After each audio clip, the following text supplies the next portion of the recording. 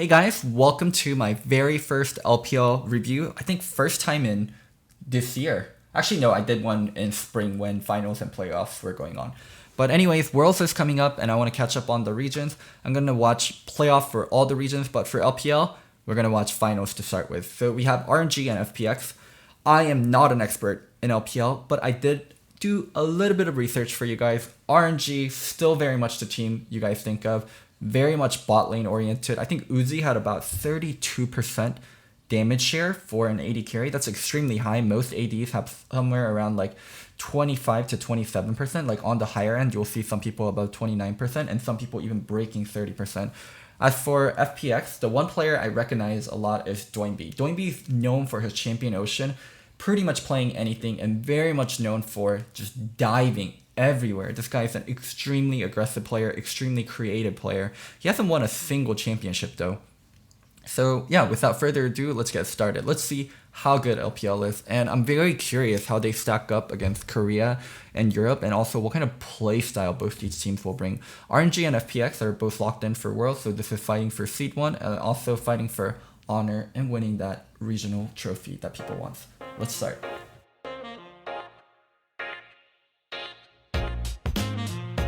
So you can see bans. Holy shit, this overlay is very unusual. Silas, Pike, Tom Kench. Tom Kench man is a little bit weird for me because it was Uji's support Ming who had Tom Kench as his most play. I'm guessing Crisp also plays these champions and that's why these bans are coming out. Silas is more of a Gimgun sniper ban. As for FPX, Yumi ban because you're purple side. Zaya, also a very common ban from purple. Jarvan, this is the one I don't know that much about, so let's see the series develop and let's see how these bans all fit in.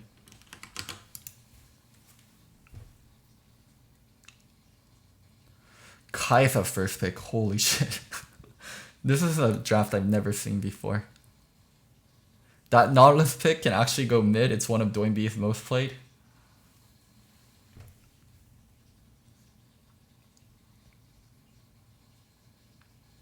Nautilus Gragas. Okay.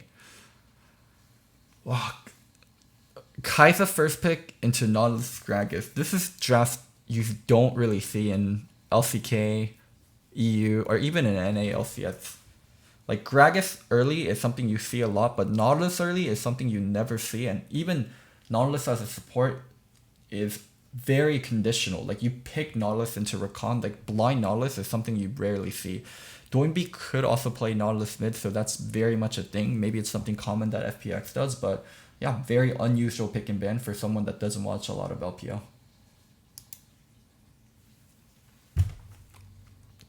Elise Morgana straight up. So Morgana was another one of Ming's very common picks. His two most played was Morgan Tom Kench, so that's where you're seeing it.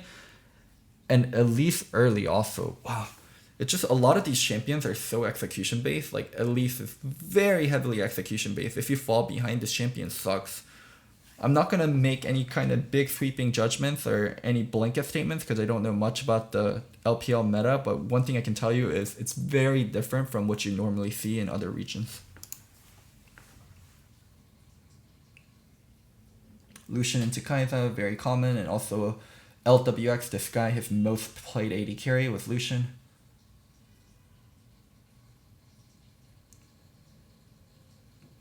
Aatrox ban. What else y'all banning? Pantheon ban. That's a Doinby target ban.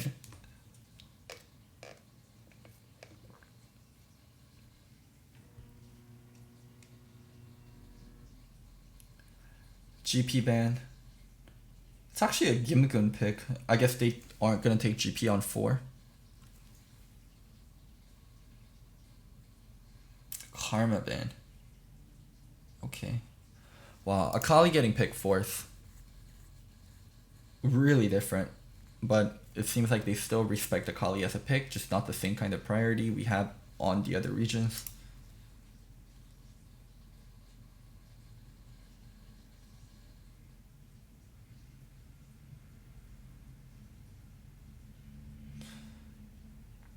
Urenek as a it's not even a blind really, because Akali's pick, Nautilus can go support, can potentially go mid. RNG finishing up with their solo lanes. Renekton Quirky. Yasuo in this comp. Whoa, holy shit. Yasuo Gragas, very much a popular duo.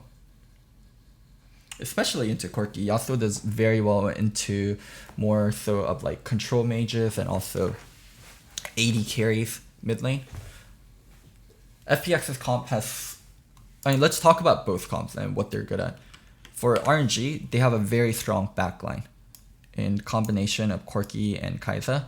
One thing that's really weird and that stands out to me is Renekton and Elise picked together. So when Renekton and Elise are picked together, these are extremely strong top lane 2v2 champions, and you want to play towards top side.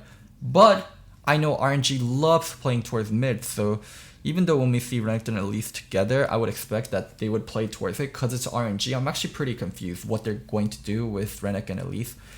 Kai'Sa Morg, wow, this is such a weird bottom duo, because Morg actually scales like pretty garbage. Morg scaling, her skills, she's really only relevant with Q and E later on in the game. Her R and W are actually pretty much non-factors later on, so you're really relying on the Q and E, so that's where her scaling falls apart a lot. But here's the thing though, if your AD carry is godlike, and you're giving him spell shield at the correct timing, and denying Nautilus ult, denying Gragas ult, maybe denying a knockup from Yasuo, like maybe that itself is worth it. But yeah, Morgana outside of lane is very donkey as a champion, and she's so reliant on you being amazing with her Q and E. Quirky's just one of the best mid lane blinds right now. Nothing too weird about it, but I'm very curious to see what RNG will do with Elise early, if they're going to actually play towards top side or they're just going to be constantly going bot side.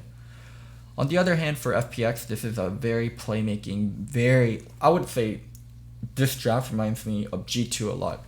Like Wonder Akali, Jankos Gragas, Caps Yasuo. I mean, we never get to see it because Yasuo is permabanned because of caps and perks. But if I look at this draft and you ask me what kind of team plays this kind of draft, I would easily tell you G2.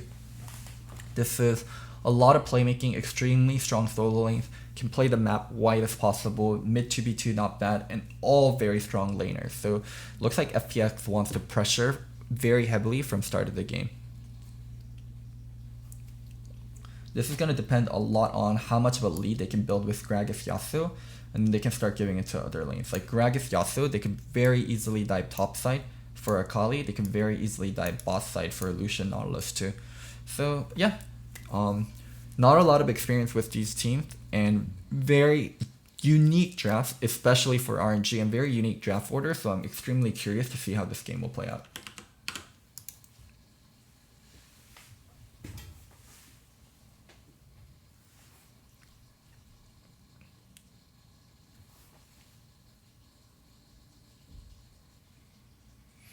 Let's have at it. Let's go to the start of the game, and then let's go put my mic in the corner.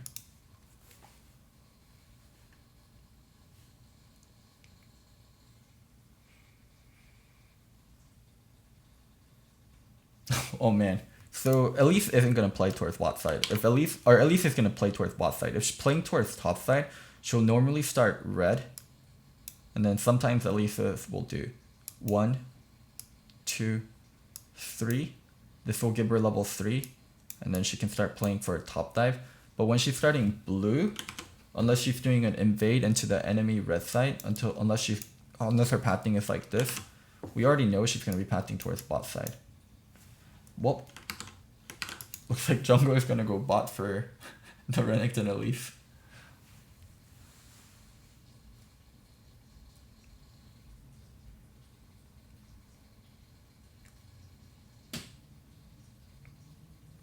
Oh my god, this level 1. Alright, how does this happen? Oh shit, it's Quirky top and Renekton mid. So they switched their matchups to make sure they got a better matchup versus Yasuo. We talked about how Corki isn't the greatest matchup into Yasuo, so it looks like they're switching it up. Well, this also makes a lot more sense on why Elise isn't jungling towards top side. Hook? Oh, he dashed into the fucking Q. Wait, did he predict that?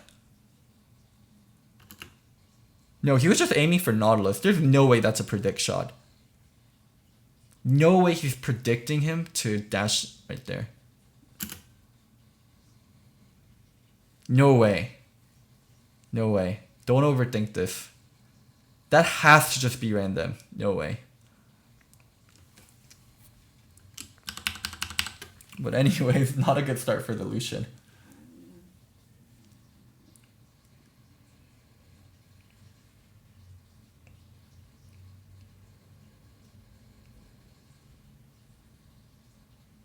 That would have been such a fine trade for the Lucian too. Because they start with reading with hook on Kai'Sa. Also, here's the thing about melee champions, especially when they take Aftershock, it's basically like having another skill early game. So you can't win Aftershock trades when the enemy melee champion is opening on you. So when the trade started with Nautilus hitting hook on Kai'Sa, they should be destroying it.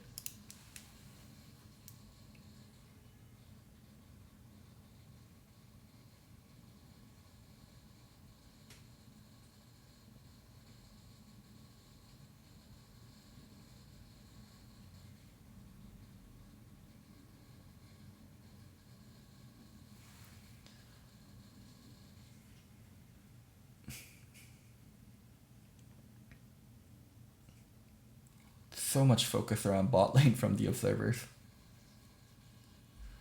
Uzi backed instantly after the first blood. Bought a call. He's gonna play to push the lane and keep the lane pushed up. He bought a call and he also bought Fairy Charm, so he's gonna be very heavy in terms of spending mana.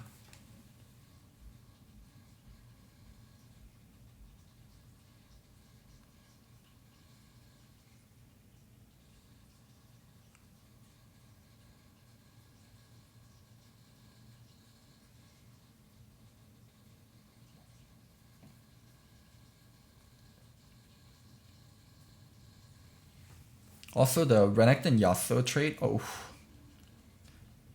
Well, some focus onto mid side. The Renekton and Corki trade actually worked out so well for RNG.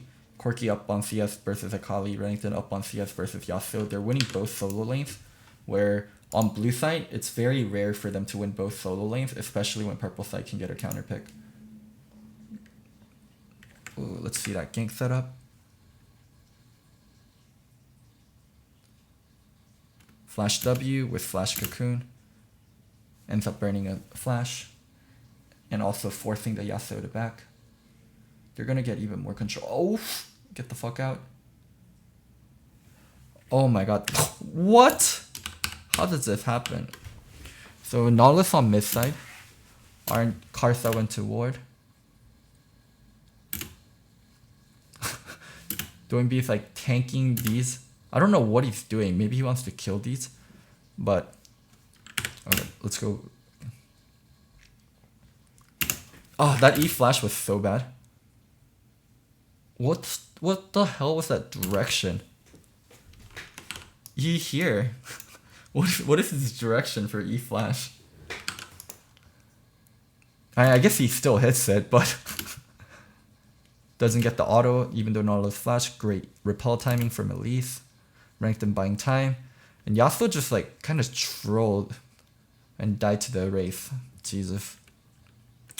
Oh, because of Spiderlings, is that why? Oh my god, I'm trolling. Oh, he eat the other direction because of Spiderlings. I didn't even catch this. Holy shit. Okay, never mind. This guy is 200 IQ.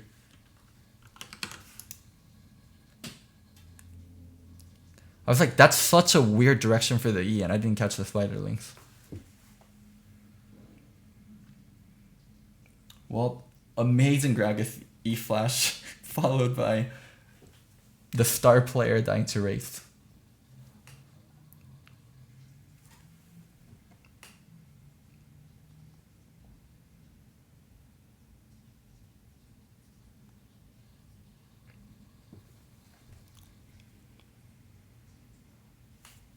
Wow. I didn't even notice. He knew right away he couldn't E the same direction because of spider length and Eing the other direction and landing the flash. Jesus. And then Doinby died to fucking minions.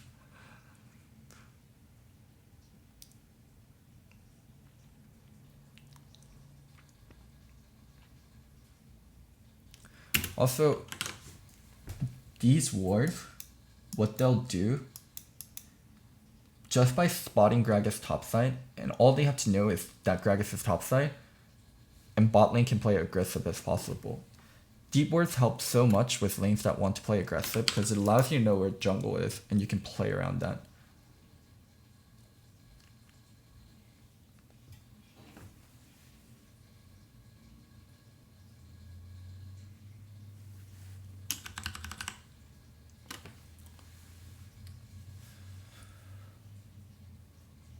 Well, RNG has so much control from mid and jungle now.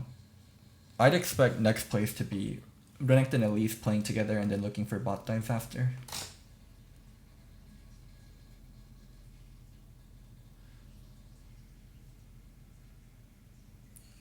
Very normal Renekton trade combo we'll talk about. You see this a lot. EQ, auto W, auto E out. Canceling the last part of the auto.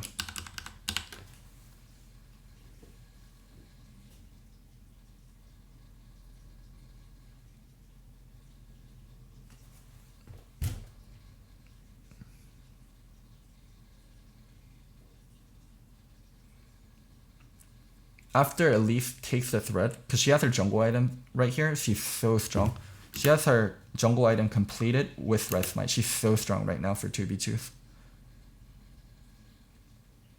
Gragas used Predator. I would love for them to start taking mid control here and then looking for bot dives. Especially with Elise Renekton on a Lucian Nautilus that's getting pushed in.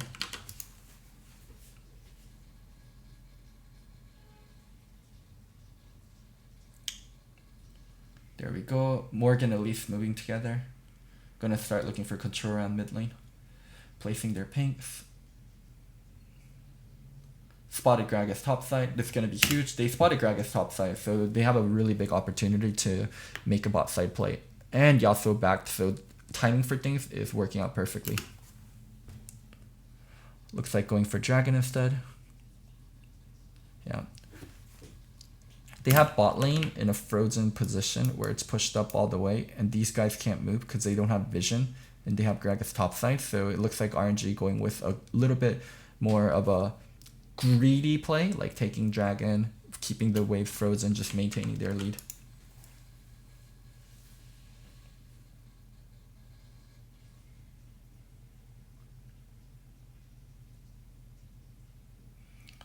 Corki doing a great job of slowly building his lead. Not soaking any kind of jungle ganks or anything like that, just slowly developing his lead. Looks like he picked up package, looking for a play.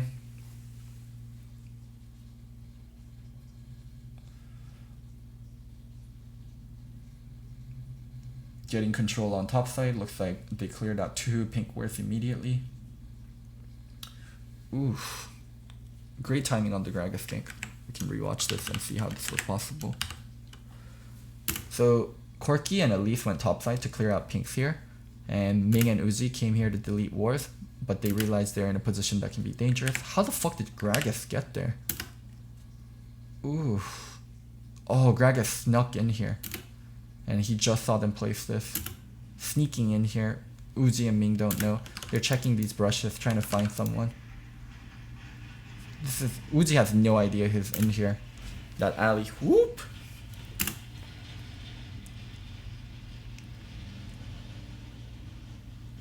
Gragas did a great job of being sneaky. Able to get 2 kills for the bot lane.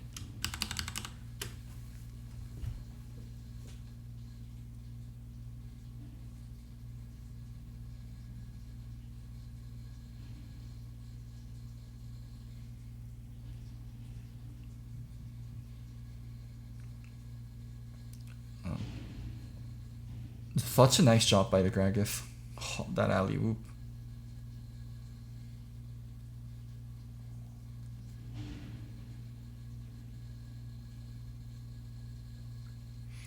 Akali gaining levels. Now she can slowly have kill potential on Corki. Oh, there's the bottom dive that we talked about from earlier. Let's see how this was made possible.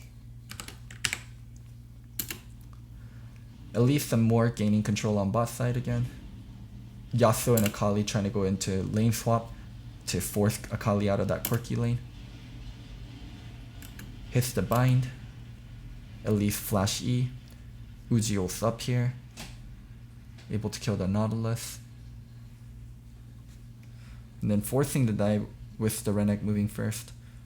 Lucian no flash, but he has a dash though. Oh, you can't get stuck in here. Can't get stuck in here. Have to be on the other side. Gragas stuck in here. They want to get the Gragas before he can, TP out. Or not TP, recall out. There's the dive. So one thing that's a huge problem for FPX is after RNG got ahead in that skirmish on top side of the map, they can't win the mid 2v2s anymore. And when you can't win the mid 2v2s anymore with the jungle mid lane, you have to get really creative on what you want to do. They wanted to lane swap, they wanted to do cheeky gank spot side. You have to be sneaky. You can't just overpower people anymore. And you have to be very creative, very sneaky, do things that people don't really think of. Because mid and jungle is like the core like fight. It's where it's like the trenches. It's where if you are stronger, you'll have control over the whole map. And the Renekton, at least by them getting ahead and also Renekton being versus a Yasuo, they have so much control over where they want to affect the map. So FPX either has to counterplay in a very smart way or make cross map plays. So where they're doing these bot plays, they either cut it off before it happens or they have to make topside plays.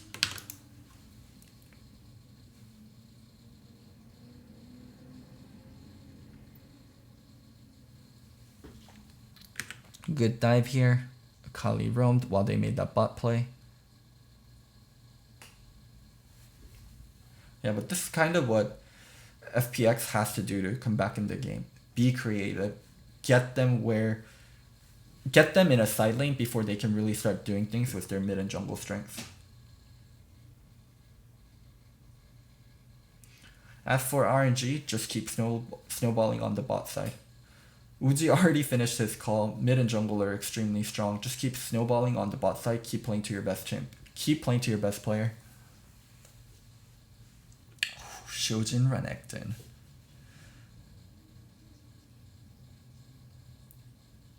This is where the champion becomes really disgusting.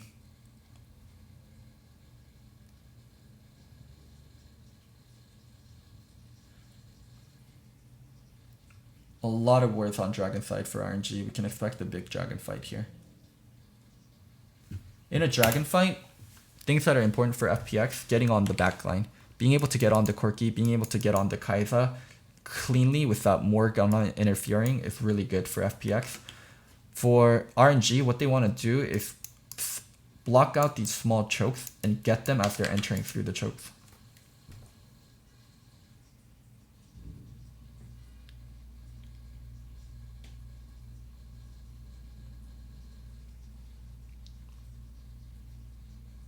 Wow, FPX actually starting it first and RNG just giving it up completely.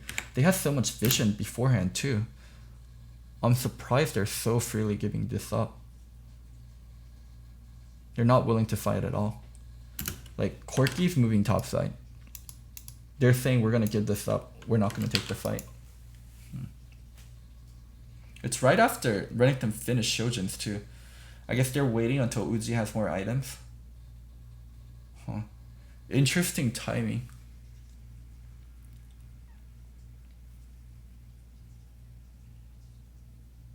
Lucian TP topside. Akali versus Kai'Sa Morg.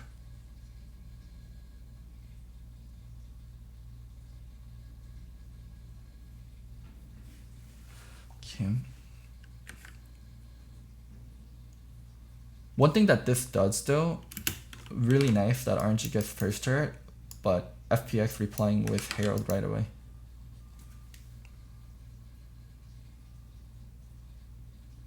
RNG ignoring Herald and just pushing bot all the way. Gonna mean 2 turrets for Herald.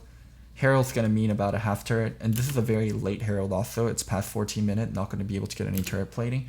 If they can defend this bot or mid play, and Uzi and Ming can safely back and spend their gold, RNG is going to be in a really nice spot. Level 11 on the Kai'Sa soon. She's going to have 2 items very soon. Mune is going to finish upgrading around like 20 minutes, I'd imagine. And then, yeah, there's the Rage Blade. Just waiting for the Mune upgrade.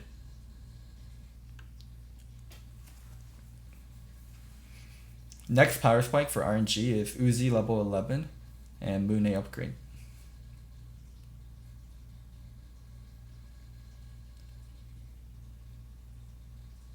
We can expect the fight around Dragon. The outer turrets are down, so there's long lanes created. Renekton loves being in a long lane. Like right now, the Yasuo or Kali, they can't beat the Renekton, especially when he has Shojin's complete and he also has a Phage. So Renekton's gonna love being in this long lane. Yep, going to match Yasuo for Renekton. Uzi just spamming, constantly trying to finish Mana Mune early as possible. Taking red, already level 11. Yasuo dodging the Renekton. You can see how Yasuo pushed, and then as soon as he sees the Renekton, he's going bot side, and Akali's going top side because he knows he can't match the Renekton. And he wants to be in a lane where he can farm. He wants to be the strong player.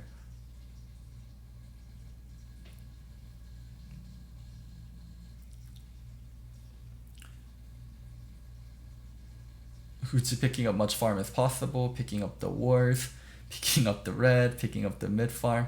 He's just getting funneled gold much as possible. Like really greedy on his part too, not selling the call for a pink ward. As a coach, I'd be scolding him. Then again, I'd scold him and then Uzi would talk to the owner and I'd probably get kicked immediately.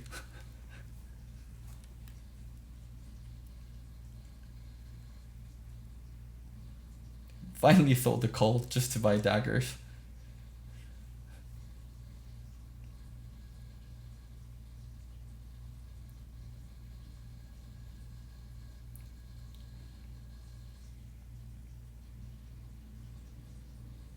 Dragon up in 30 seconds. This is a dragon that RNG very much wants to fight. Wow, Corki was so brave, just willing to fight the Akalis.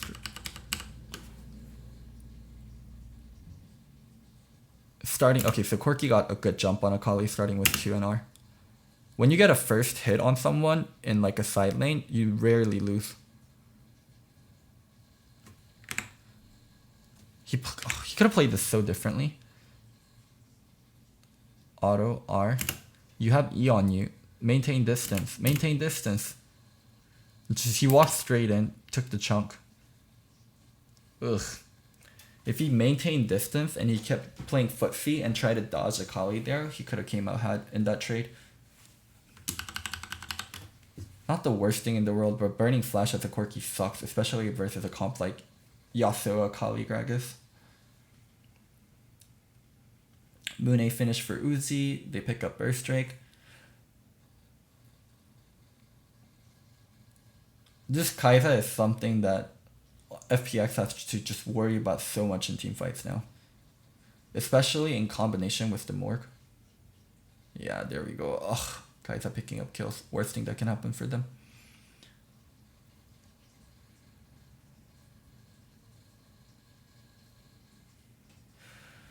There's some AD carries where you can somewhat play around. Like I would say like AD carries like traditional hyper carries like Jinx and Kog'Maw. There are ways to play around them, especially if you have a flank comp. But Kai'Sa's not a champion that can be flanked. She can ult, she can invis, she also has a Morgana supporting her. This 3-item Kai'Sa is just a giga threat that you're gonna be like so heavily pressured to deal with. RNG setting up around Baron, giving Renekton the longer lane. Looks like people are taking a reset. Renekton resetting here, Morg resetting here. Anyone else that needs to reset, I would love to watch them think their reset.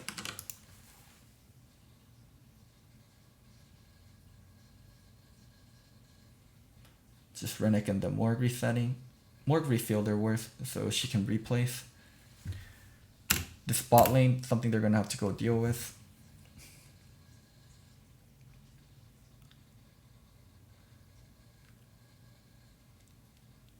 Yep, starting Baron. So, oh wow, they're melting it so fast. Actually, they're gonna play to finish. Yeah. Wow, that sequence. Let's just watch that 1 minute sequence. How RNG made this Baron happen. So, they get control over Baron. They don't start it yet. They have full control. They don't start it yet. Morgus resetting because she used all her wards. Renekton pushed bot and now is resetting. So RNG has to go deal with this. And Morgan is going to be back with fresh set of wards. Corki pushed top side. So RNG has to go deal with both top and bottom. FPX came in, tried to sweep. But RNG was very fast about their reset and getting back on the map immediately. Going straight back to Baron. Watching people go to side lane, forced to deal with it. They know Nautilus used wards already, so Nautilus has no wards, so Nautilus probably has to take a recall. RNG just forced a situation where FPX has to go deal with other parts of the map, and they're going to be up ahead on tempo, and they started the Baron immediately. This was like a very well-practiced play from RNG. Renekton going on the Gragas, stunning him.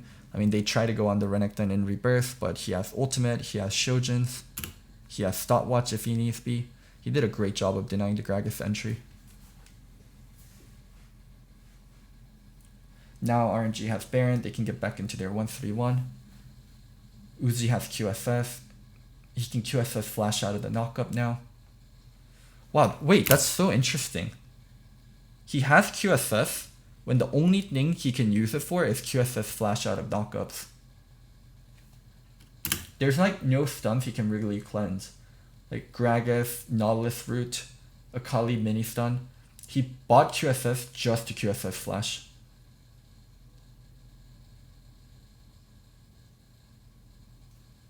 There's nothing this QSS isn't for stuns, it's to QSS flash.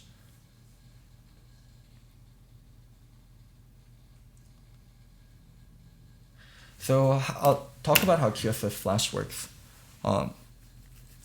You can QSS blink out of knockups. Only blink. So there's only 3 blinks in the game. So the 3 blinks in the game is Flash is a blink, and Kassadin R, and Ezreal E is a blink.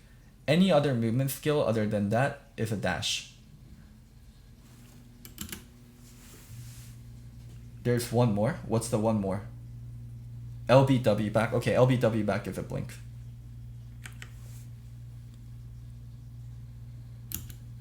Alright, let's see how this fight starts.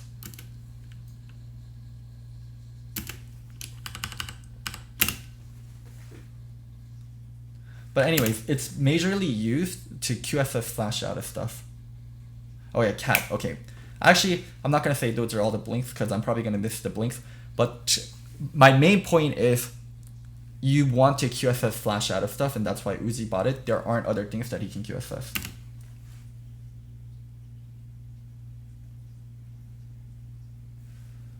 How did he get caught here? This is so bad. He should be playing safe, waiting people to show on waves, waiting people to show here, and someone eventually has to show here also. Like, him showing here is actually so bad.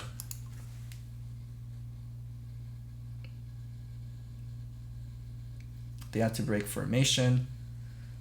Corki had to burn flash. Renekton here got a stun on Akali and Gragas, catching them out. Uzi jumping in immediately, finishing off kills.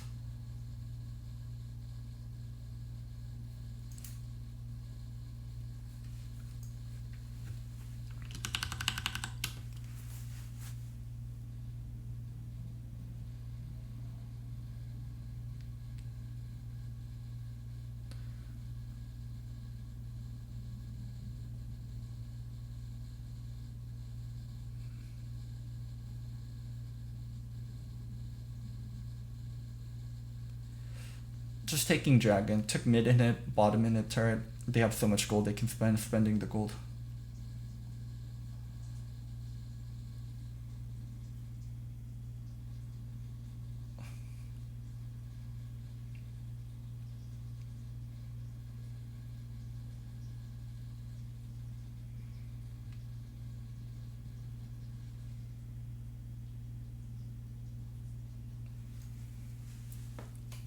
FPX can't really match RNG in a team fight now.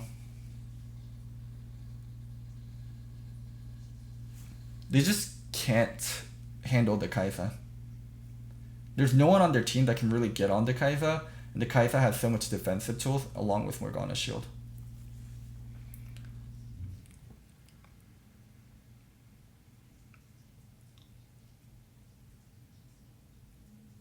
Oof.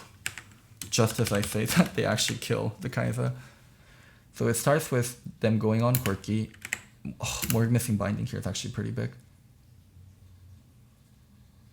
Morg missed binding here. If she either hit the Gragas or the Akali, this turns out so differently.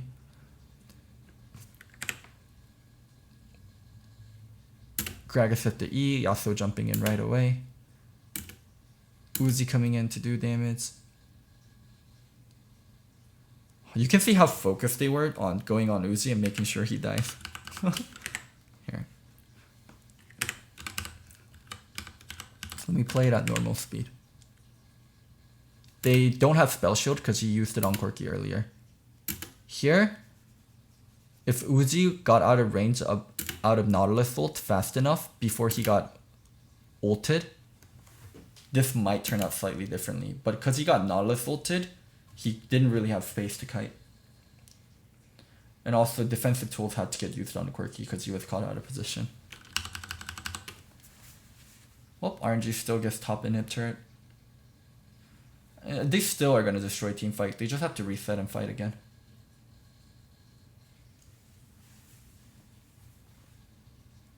Yeah, this fight started with Morgana Black Shield being used on Quirky, and Morgana missed her Q, so Morgana's not a real champion. And they were able to run down Quirky and Yasuo. Or Quirky and Kai'Sa.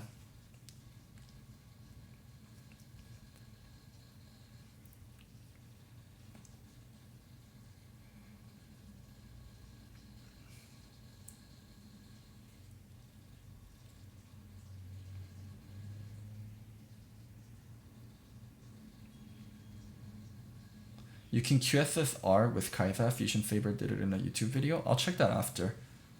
Because from my knowledge, Riot had it where you can only QSS blink.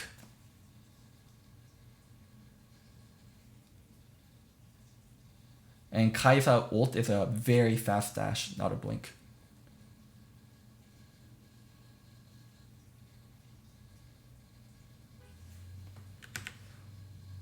Let's see. Fight starting on. Oof. FPX actually does such a good job of getting a wide angle. Whenever they're going for this flank, it's not people all going in from the same angle. They do a really good job of like people looping like that. RNG taking care of their base, while FPX went to go get Baron.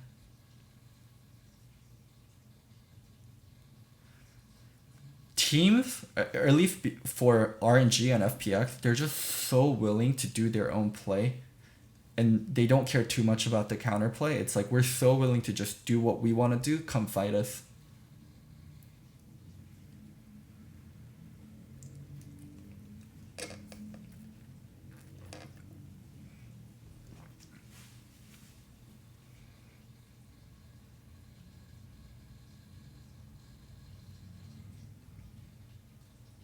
Even though they have Baron, scaling is very much on the side of RNG. Well, I wouldn't say scaling, but I would say the teamfight trio of Corki, Kai'Sa, and Morg is something that's going to be very hard for FPX to deal with if played properly. When CC was disjointed and Morg couldn't properly protect Quirky or the Kai'Sa, they were able to get on the backline and kill them. But when three of them are in sync, it's not going to work the same way. Kai'Sa level 6, she's full items, no need to delay fights, they should fight soon as possible.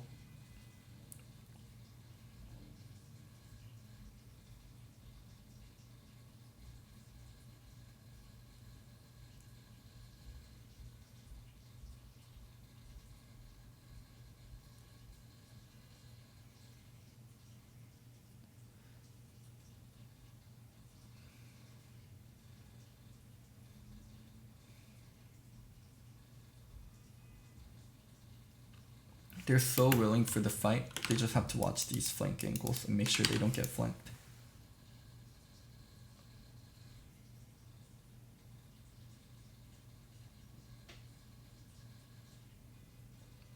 And they also have mid and bot side pushing. Like, it's super important they keep these wards up so they don't ever allow themselves to get flanked.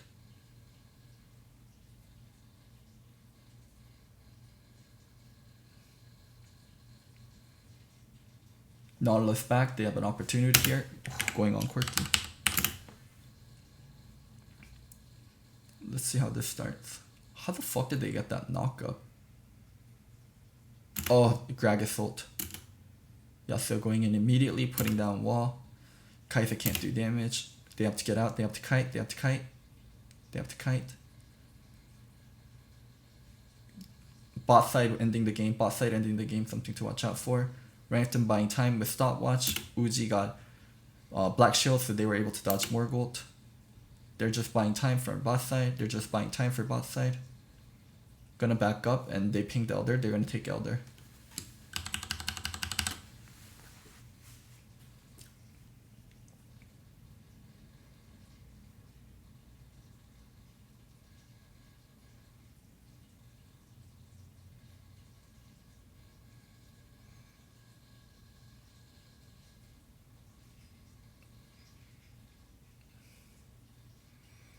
Starting fight at Elder. FPX couldn't react fast enough. Kai'Sa just melts objectives. Kai'Sa plays Quirky. And they also have to go through chokes if they're coming to the Elder. I mean, they're putting up a good fight, but it just...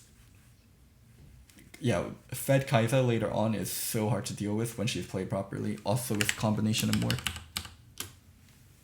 See how this is starting. Gragas ER. Quirky jumped away in time. He didn't get knocked up. Fight is starting on Renekton, which is more than fine. He wants to... Like, Renekton... Late game Renekton, especially when you don't have flash, you only have one job.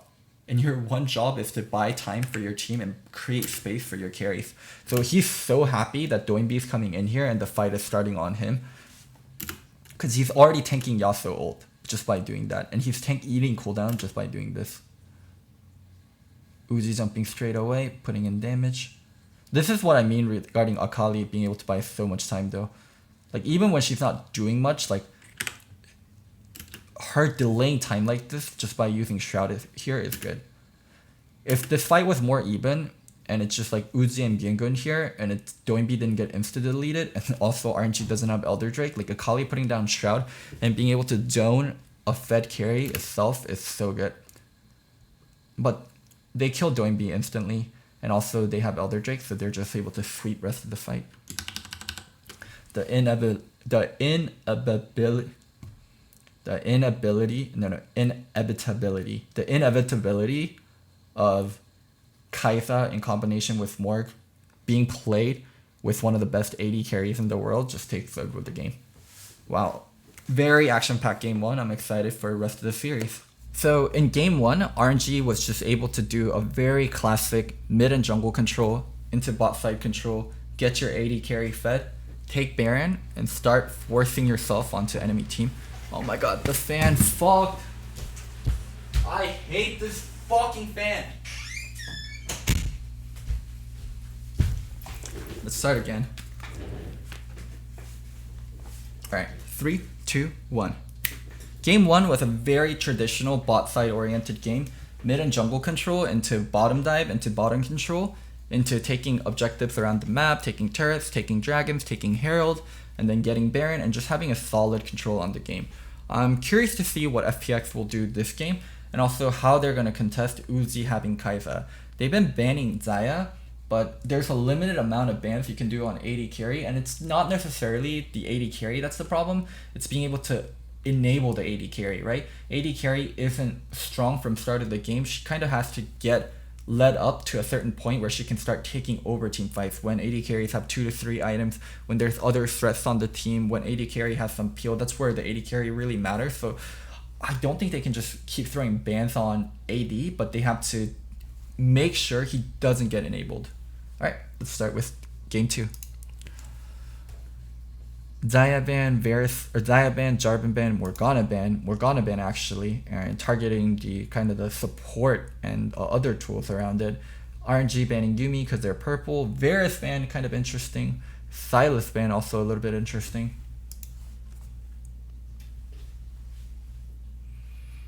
First pick Kai'Sa. Is this just a thing in LPL? Blue side first picks Kai'Sa because the AD carry players are so good. Whoever has Kai'Sa can carry the game. Is that just the thing now? Wow, at least Nautilus.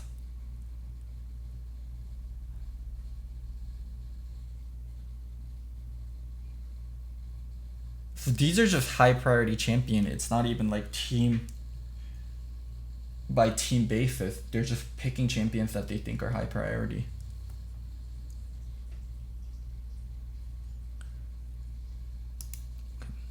Ezreal into Kai'Sa, a common matchup. One thing good about Ezreal is later on in 1-3-1, Ezreal can get so much control if it's played well. And if you have a strong enough Ezreal, you can do so much during the mid-game power spike and get control over the game, snowball into a Baron, and don't really allow yourself to get outscaled and have control over the whole game. I'm shocked by the early All-Star though, especially with champions like Ezreal up. And I guess Nautilus has to be a support, so they're not afraid of Kench at all.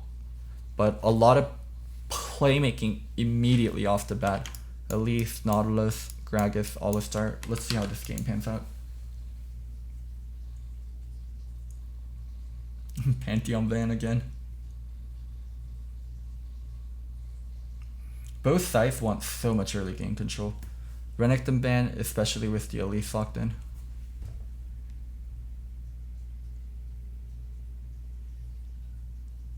GP ban, this is more of a Gimgoon snipe. Aatrox, okay, what do you guys play into Aatrox? Both solo laners open for FPX. Gnar into Aatrox. See that quite often now in an A2. Karma mid. It's gonna give you priority, and also you can just go into being a secondary support for Kai'Sa and buying space for Kai'Sa in team fights. Ooh, Zoe. Ooh. I would love to see Kai'Sa run the cleanse here. She's versus both at Zoe and at Leaf.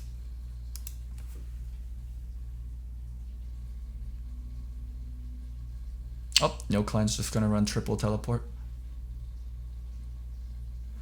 Wow. So I would say huge defining things in LPL meta and also LPL team comps is a lot of early game prior. There's just a lot of early game playmaking tools that are highly prioritized, like Gragas, All-Star, Elise, the Nautilus, and the comps are very much around AD carries. And a lot of the comp is built around giving space to the AD carries. So I would say proactive early game with comps that are just based around AD carries later in team fights. Actually, not a lot of like big split push champions picked. I mean, Gnar can be used as a split push champ, so let's see what they do with it. But it seems like Topside isn't playing a lot of carries. Damn, look at that Air Force One Chicago's. This guy is ballin'.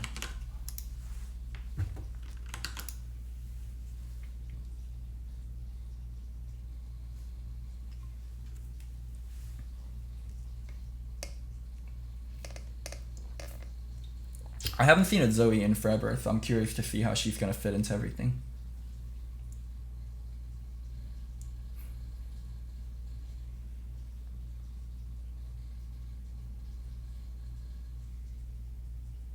Wait, did I say Air Force One? Those are Jordan ones. Excuse me if I said Air Force.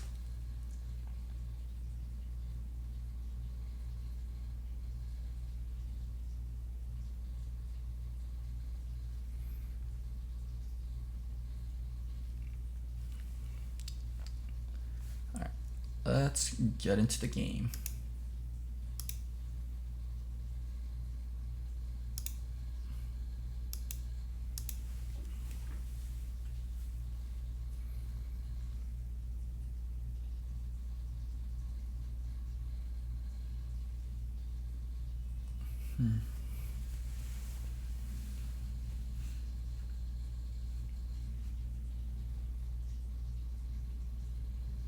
Oh shit, there's that yellow dot. Let me get rid of it for you. Holy, I've never seen this pathing before. Gragas doing blue, Gromp, and Wolf. Huh? Predator Gragas never starts on opposing side of the map. The only reason I can think of him doing this is if he wants to jungle bot side to make sure he needs to get something done early or prevent something done early.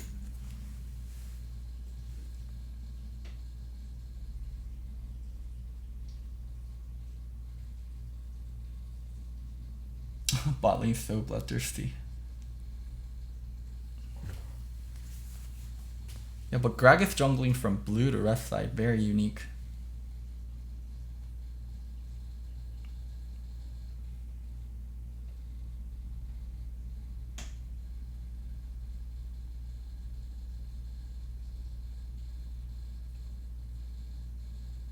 Okay, just a full pathing from Gragas. At least there's something a little bit different. 4 camps into bot side, yeah. So it looks like Gragas jungle bot side because he was afraid of his bot lane potentially getting dove early by the Elise. So he needed to make sure he ends his pathing on bot side.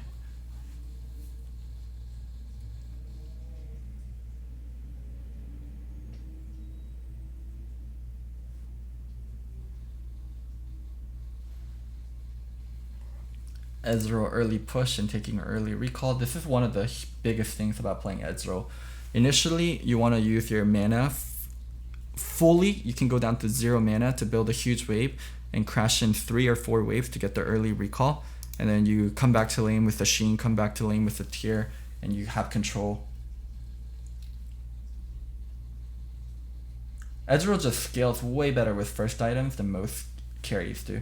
Like, your first recall for most carries is stuff like a BF sword or a pickaxe. For Ezreal, it's stuff like Sheen or like a Tier plus a call. Like, your first buy is very important.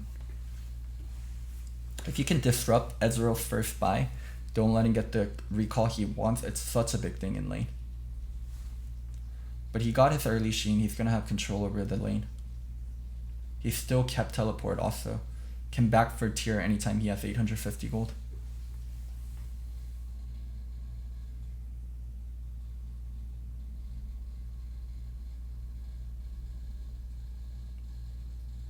Yeah, just such a disgusting way of playing Ezreal. Perma push from level 1. Get early level 2. Wow! That All-Star though. Get pulled. Taking chunks, taking chunks, taking chunks. What was that, dub? Taking chunks. W, Q, knock up both. Oh, he almost lived too. He kept delaying his combo and flash because he wanted people to close in so he can get the double knock up. Holy fuck, let's rewatch that. Get chunked, saving WQ, waiting until both are close enough, combo on top of both, and try to flash and live. Gragas came in with the early level 6, Zoe came in. Karma TP'd in also, what a bloodbath. But very, very well played from the All-Star.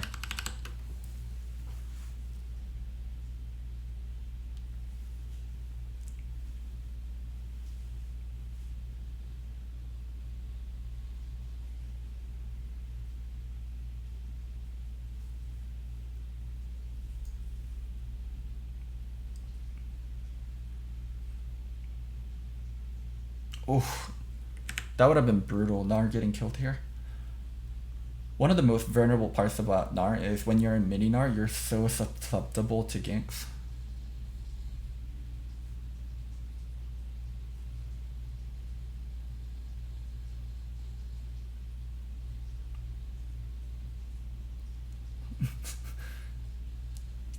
Damn, RNG with so much pressure on bot side. It's not just that Uzi is good, it's just rest of the team is also on a decent level and they play to him very heavily.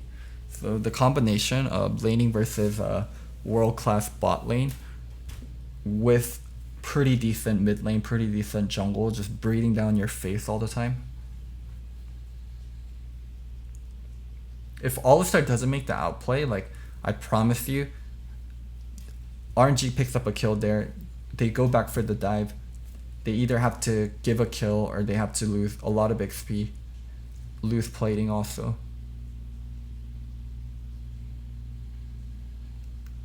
It's a very like evident way of playing the game. Like no one's surprised that RNG is playing the bottom. Even me, who's not really like an LPL watcher, knew exactly what was gonna happen. But they're just so damn good at the way they play the game. You know what's coming, and it's still very hard to deal with. Here comes bot lane dive again with mid and jungle having control. Oh, nope, they just walked to river and backed up.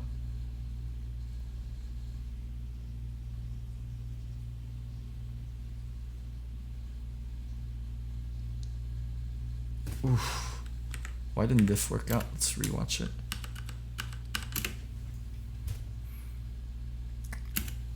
Ezreal doing a good job of dodging. Nautilus buying time. Hooking the All-Star. Ult coming in on Kai'Sa. All-Star used ult. And a little bit of a waste of TP from Zoe. Nice stopwatch in combination with good arcane shift from Uzi means no one dies here. And rest of FPX are low, so they can keep pressuring.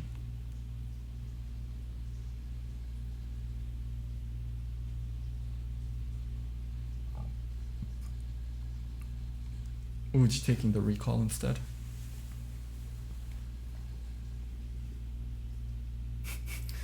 Top lane, just chilling.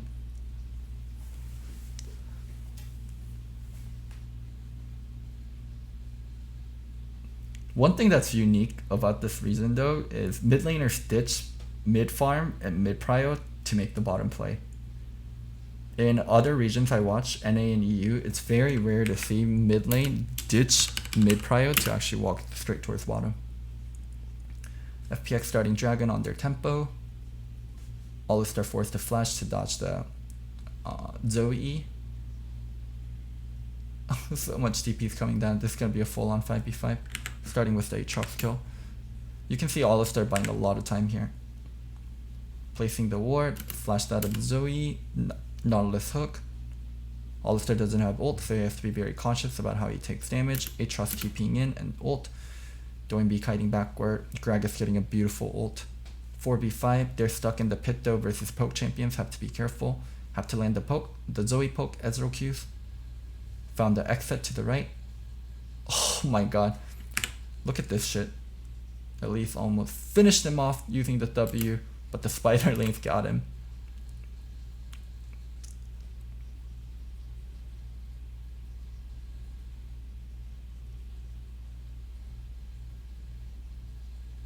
Oof. Wow, really good job of FPX to kind of deal with the pokes when they were stuck in the pit. I'm shocked that they made it out alive. Like, cause right here, it's a 4v5. They don't have really good engage tools. So I thought they were just gonna get poked down consistently, but let's see how they dealt with it. Ezreal missed Q here, and Zoe hit his Q. They're looking for the exit. Nautilus missed Q. Now Nautilus is in the middle of everyone. Elise went in to finish the target, but now she gets isolated in the process. Good hook on Kimgun, but not enough to finish it off. Wow, in that situation, it came down to better fingers win, and FPX had better fingers. That skirmish could have gone either way so easily, but it ends up turning out 4 kills for FPX and only 1 kill for RNG, and Kai'Sa's 3-0 and 3 now.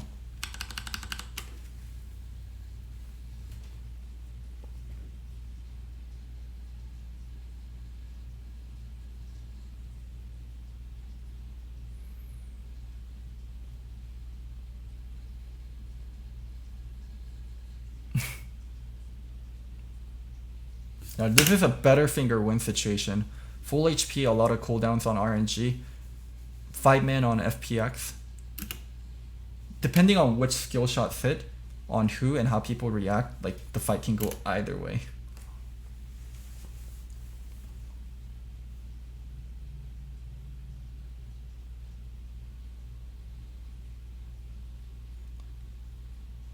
FPX initiating a lane swap, taking Herald in the process.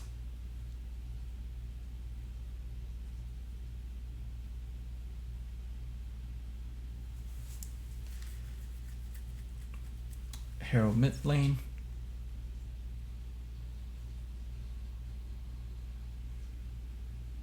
Going to deal with the Herald. Herald still got the crash in though. Now here comes like the awkward spot. Kaisa is 303, but okay, Ezreal actually doesn't finish Trinity 4th here, and he's going Trinity instead of going Gauntlet. One thing that's going to be problematic is Ezreal in mid lane. Oh man, them taking this mid turret here is so good. If this mid turret stays up, and Ezreal's able to maintain 1-3-1 positioning and keep poking at the Kaisa, it's such a shitty spot for the Kaisa to be in. But once they get this mid turret down, and they can do this full shove every single time, and Ezreal can't walk up and poke, it reduces the effectiveness of the mid-game Ezreal so much.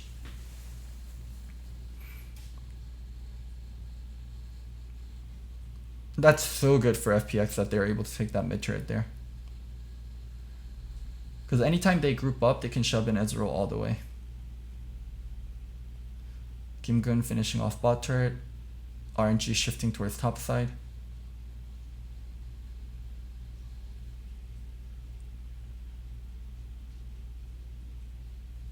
I'm very curious how they make their decisions. Because sometimes they're so willing to take a fight and sometimes they're so not.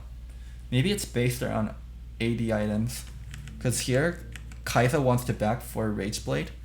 They could have matched the movement up top, but they decided to not match the movement, allow Kaisa to back, get the Rage Blade.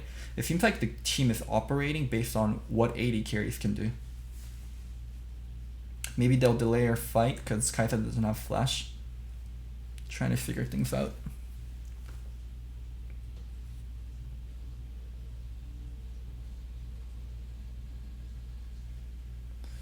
Dragon coming up.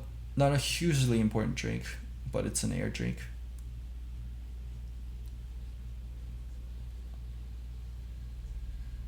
RNG not willing to take the fight. Uzi backing for items. Uzi has Trinity. It does seem like the teams are just playing around AD carry items. Uzi has 2 items now. Kaisa almost has her Mune also. If their carries don't have the items, they're not willing to take the fight.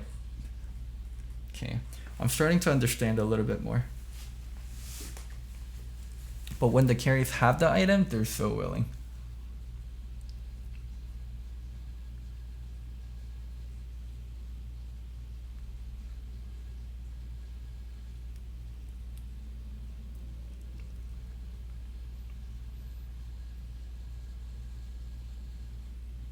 Playing for blue, they just play for their red. Reset the blue. Oh no.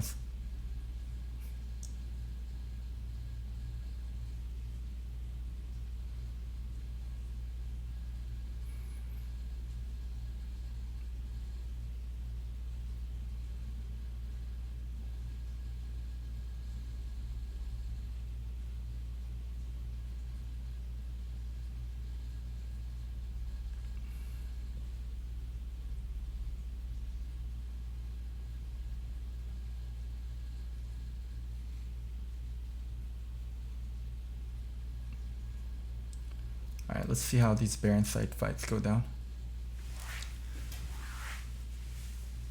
FPX has really good engage tools, and Gragas and Alistar, if they can get the fight started properly, it should be easy peasy.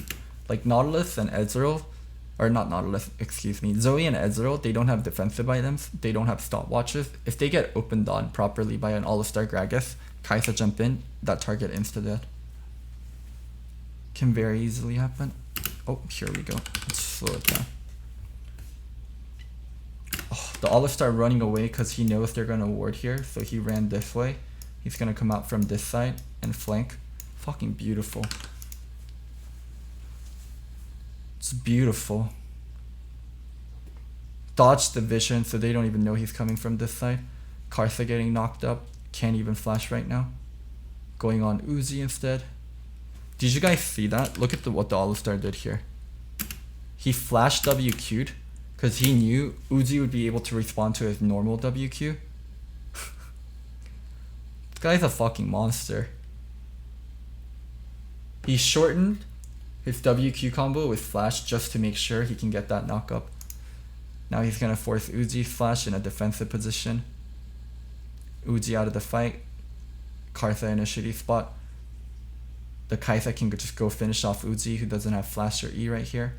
Oh, Uzi actually made it out, never mind that. The Nautilus delayed the Kaisa. Save the Kaisa, just save the Kaisa, all they need to do.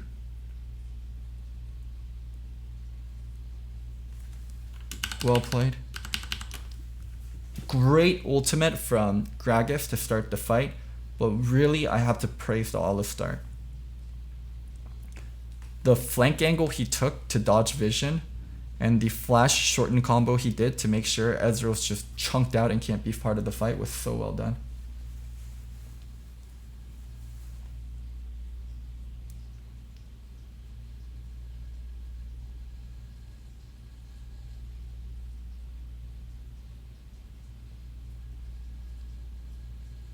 I really haven't seen All-Stars play this well in such a long time. The last time I can recall is like Tushin. Other than that, like I've never seen an All-Star on this level. Like Tushin, Mata.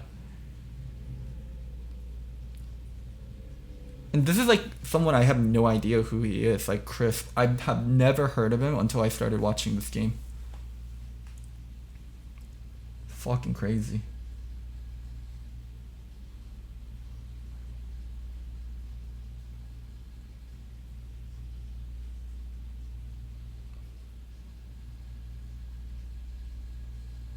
One team fight just blows the game open.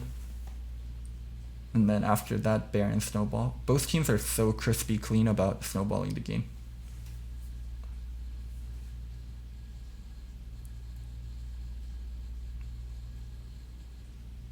Woof! Kaisa doing Kaisa things.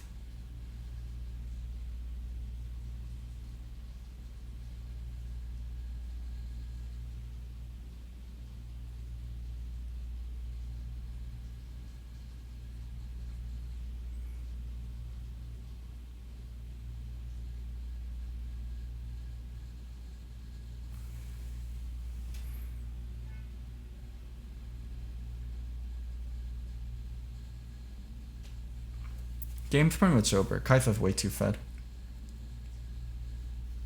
Also has QSS. Apparently also you can QSS ult. I thought it was impossible because you could only QSS blink, but I guess Kaisa ult is coded differently, or they changed it so you can QSS dash out of knockups. I have to go and double check, but someone linked me a video and I was able to confirm you can Kaisa QSS ult out of knockups.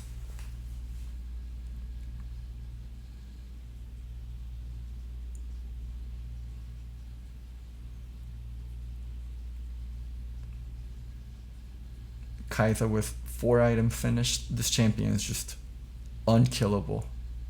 Uzi with executioners, a little bit interesting. Why would he need executioners this game?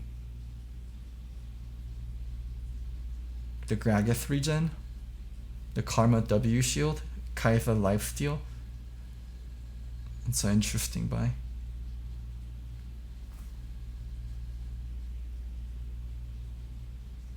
Whew. I'll explain a little bit. Kaisa going in here. All-Star with flash WQ combo. Uzi able to E it out. And then Gragas using ult as he's getting hit by the Nautilus ult. Or Gragas, wait, what did he use there? Oh, Gragas using Q as he's getting hit by the Nautilus ult. And then Gragas just getting an ult on Uzi. Now he's low enough where people can go in to finish him. All they're doing is buying space for Kaisa. It looks like they're not using their skills very well, but they're burning cooldowns on enemy teams so the Kaisa can finish things off.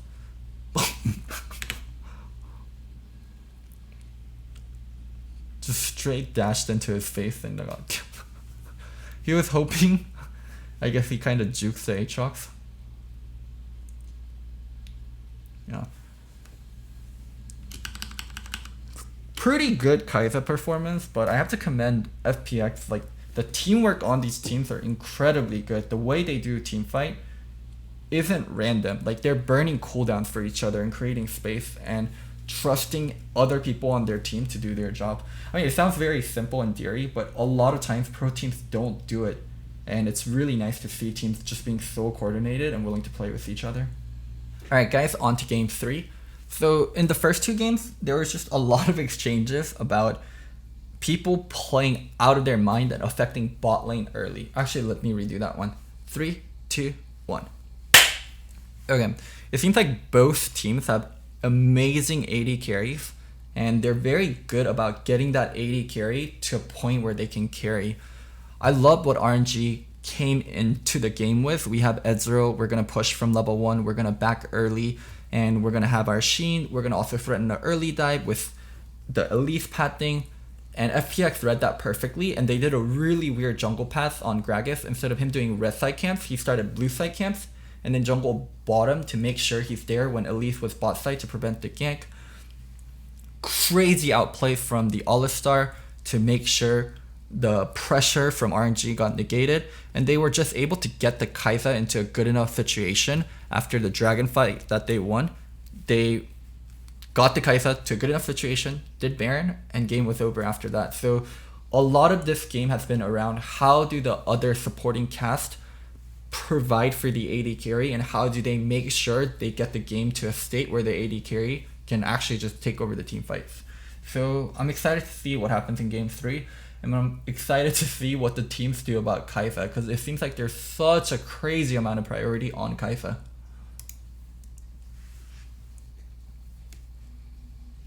Oh, well, we skipped right through the pick and ban phase, going straight into Kai'Sa first pick. Xayah, Jarvan, Morgana, same bans. Yuumi, Varus, Sylas, also same bans. I'm curious why the Varus bans are coming down when they know it's going to be first pick Kai'Sa. It just becomes a complete waste of a ban. Gragas, Nautilus, Elise once again. More early game playmaking champions. So let me move my head. Let's speed this up. Alistar again. Wow. These 5 picks showing 100% presence. Same kind of ban, Pantheon. We're gonna see what? Renekton, GP. Karma instead this time for the mid lane boon for Doinb. A GP gonna go unbanned.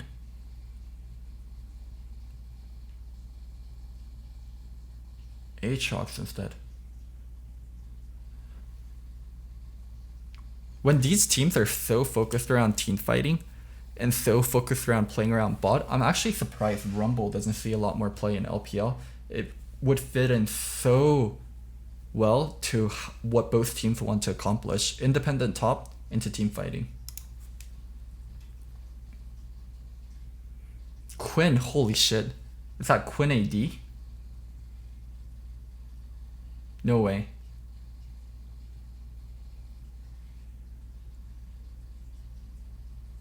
There's the GP we talked about.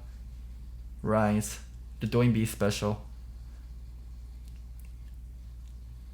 It's amazing how Doinb can be so proficient and just good enough to pull out champions that no one else is willing to. This is the nerfed Rise also. Oh my god, that's a Quinn AD. Camille top. This comp leans...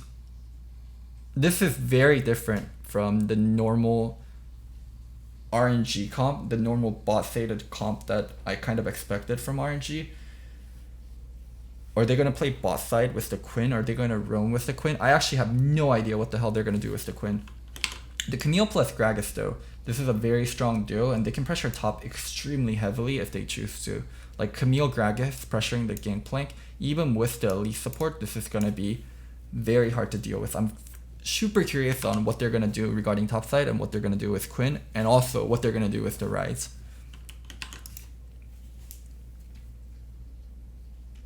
Let's see how this goes.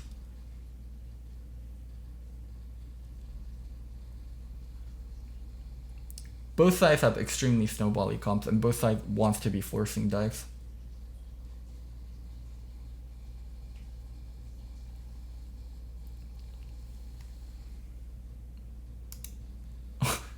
More Jordan ones.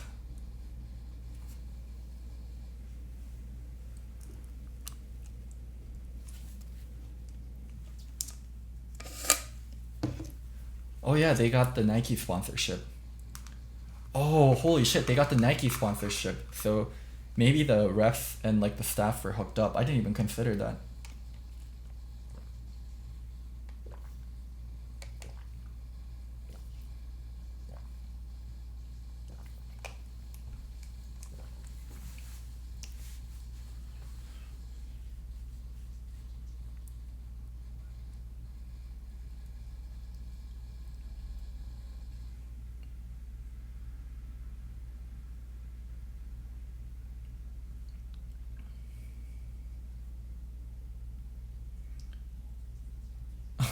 Corky leashing the race early for Gragas. Elise starting blue again so she can jungle bot side.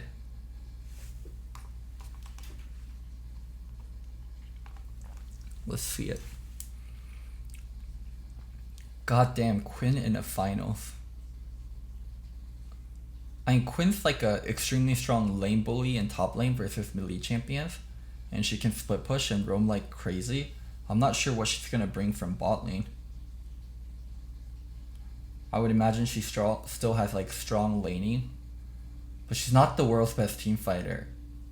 And her ult provides utility, it doesn't provide damage.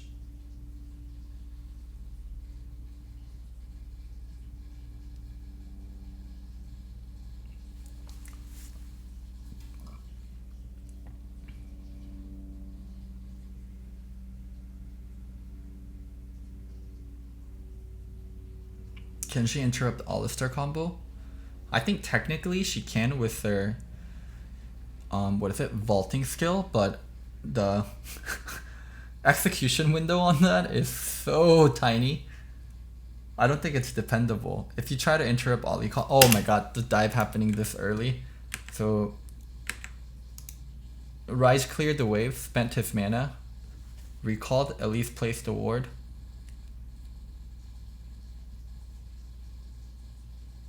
Teleport straight into a dive.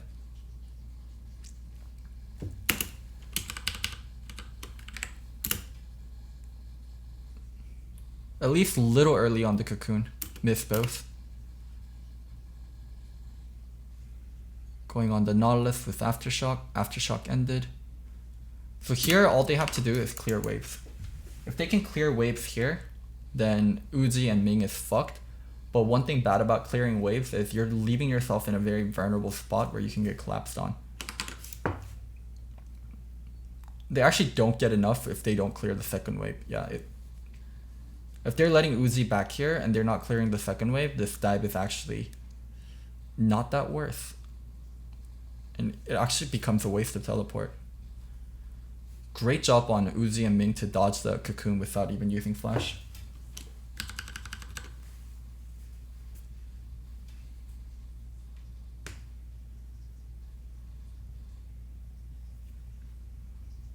I'm sure they're gonna look for that dive again.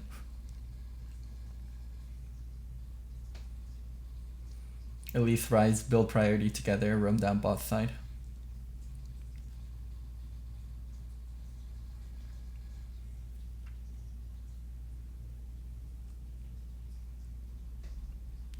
Oof, they're gonna do it. Oh, at least, oh my god, at least actually didn't get anything off that. She missed the E, didn't get an auto. Way pushing away from GP, that's gonna be awkward. So they actually do play to top if when they have champions like Camille. It's not like they're only bot lane focused, and they have been showing up with ganks on top side before this game too.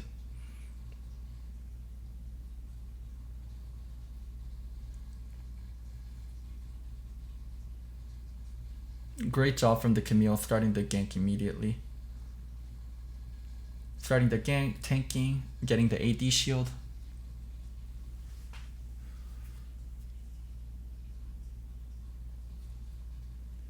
Reganking the top side and leaving bot lane alone. So I guess this is like a strategy for them. Pick Quinn. Don't play towards bot side. Play with the Camille carry. Maybe shit changes after level 6 on Camille and they start moving together.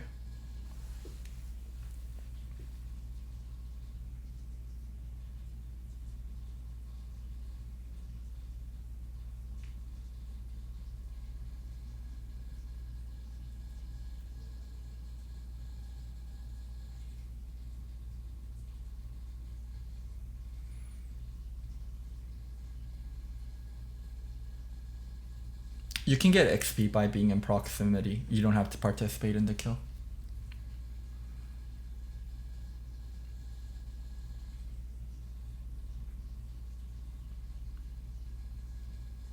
Yeah, they're actually just playing heavily towards top side.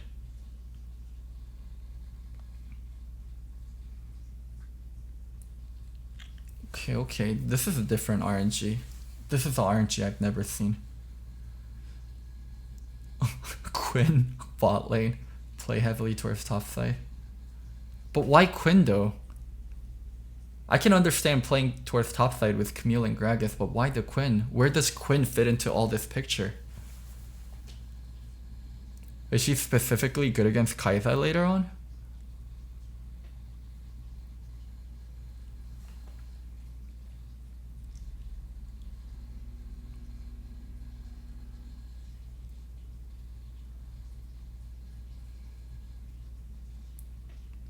One thing where it worked like really beautifully though is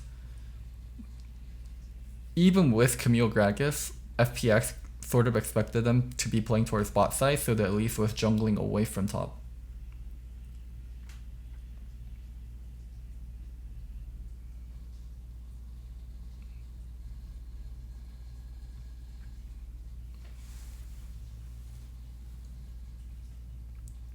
Pretty curious. I mean, the Quinn really hasn't done anything. They've just been laning.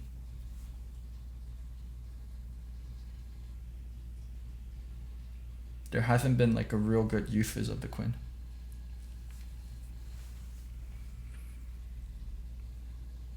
I guess Quinn's been roaming mid more. Clear bot side, roam mid, fly. There's nothing you can do, just roam back while you're in your ult form still. I guess it's a little bit more pressure heavy. Shadowing the Corki in case something happens mid.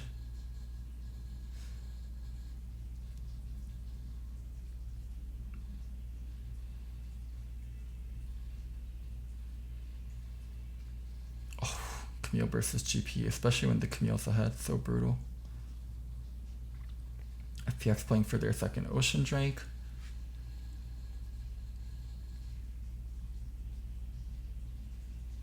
Good read from Gimgun, realizing he's going to get dove, using the ult and backing up, allowing rest of the team to play towards bot side. Uzi and Ming have to back up, have to be careful of that dive. This game is just so different from game 1 and 2.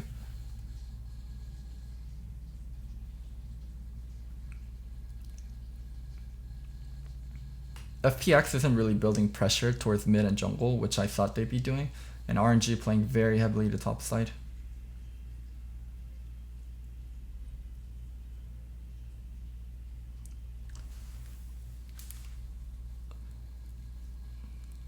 FPX with the late swap to make sure they can get GP out of that Camille lane. GP also finished Trinity, really nice spot for him. Even though he got killed twice in the early game, his farm didn't suffer that much and he's still very much relevant.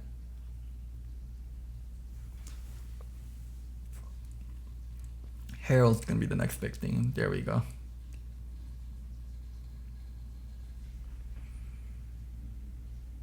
I'm really curious to see what this Quinn is gonna do.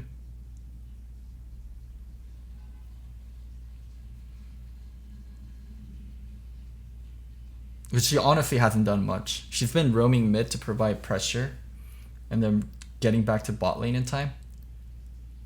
Okay, so this is like the first active Quinn usage. Using Quinn to dive side lanes, along with having pressure from Corki, who has package, and playing more towards Camille. So this is like completely different from what we can normally expect from RNG. Other lanes playing to bot side heavily as possible, but instead it's like Uzi gets priority and he's like roaming and helping other lanes. Kind of weird to see. Are they gonna win with 131 later? What's their end game goal? It is building them a decent lead, and Camille's in a really nice spot. Hopefully she can get Trinity here. Yep, she get Trinity Ninja Tabbies. Trinity Ninja Tabbies with double Doran's gonna lane very nicely versus anyone, even the Rise.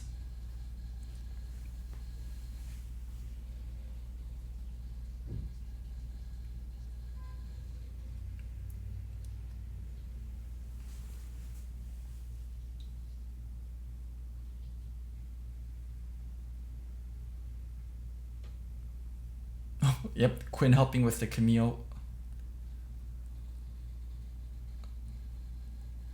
GP using ult to full clear. Oh, trading 1-for-1. That's so good for the GP there, because especially his team's making a play on the other side and they also have Herald. They're able to prevent them from getting anything further. And also, just by trading 1-for-1, that's an even trade. And they get to play on rest other sides of the map.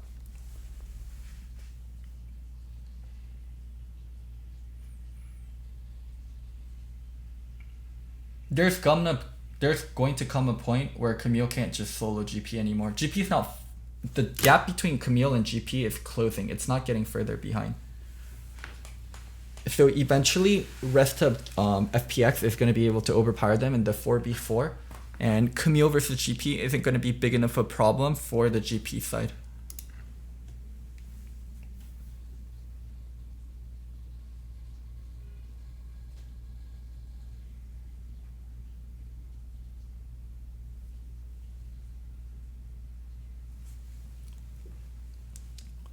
Every time he's dying like this, he's clearing rest of the wave and dying. He's not missing big waves. And because he's clearing the wave, it's not like the Camille side is also getting turret on top of that.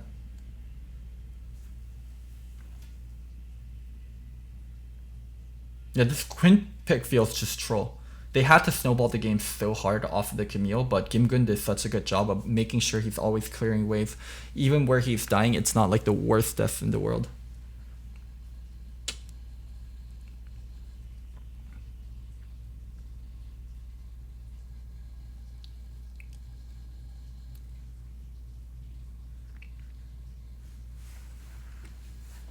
Game getting to a point where the Quinn pick feels really useless.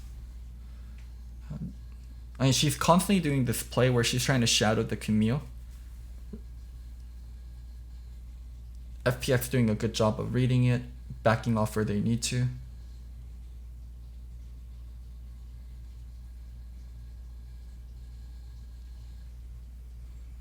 Wow, this Gimgun guy is actually really smart. When we think China, we think like just fight after fight after fight, but FPX playing so intelligently. Just Kim-gun knows his role on the team is to survive right now and let rest of the team farm up, get to a point where Quinn is useless, where they can't just dive him.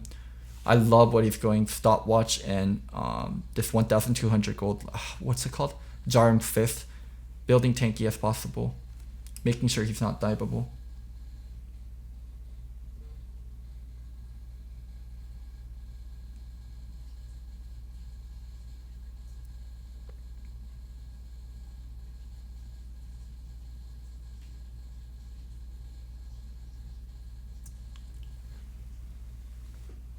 What? I don't think RNG can win big team fights anymore. Kai'Sa is like worth almost 2 people in a team fight, and Quinn is worth like less than a single person in a team fight. How RNG wins this is constantly trying to make catches with Camille or the Gragas or the Quinn. They can't win by straight 5v5. If the game goes into a straight 5v5, actually a team fight, they're not going to win. They have to get creative.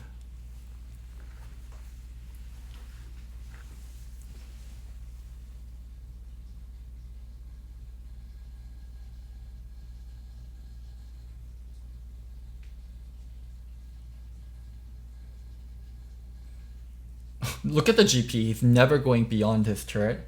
He's just always waiting. He's so patient. He knows he has no reason to go beyond his turret.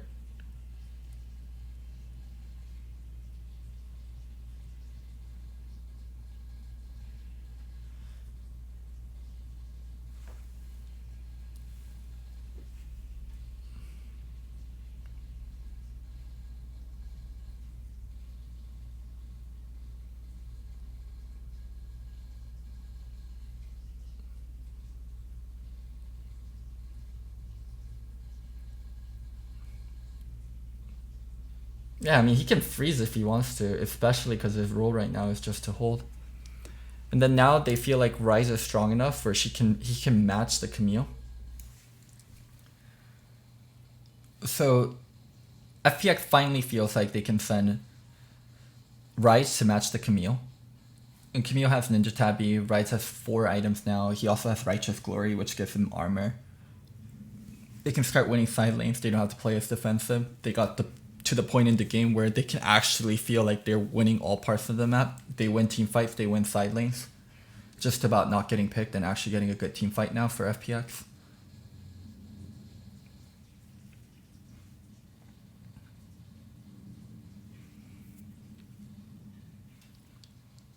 I'm surprised they never sent an additional person bottom to chase off the Camille. I guess they're not going to do that until they get the first mid turret. Okay, they finally got the first mid turret, playing for tier 2. Quinn is split pushing. RNG avoiding team fights as much as they should.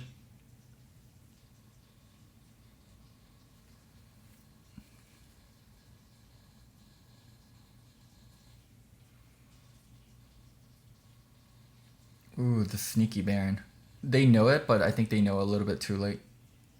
Ooh, that Baron sneak is so good for RNG. Because if they don't get this Baron sneak, FPX would eventually get this Baron and they'd be able to snowball on them. By them getting this Baron sneak, it delays the game so much for FPX.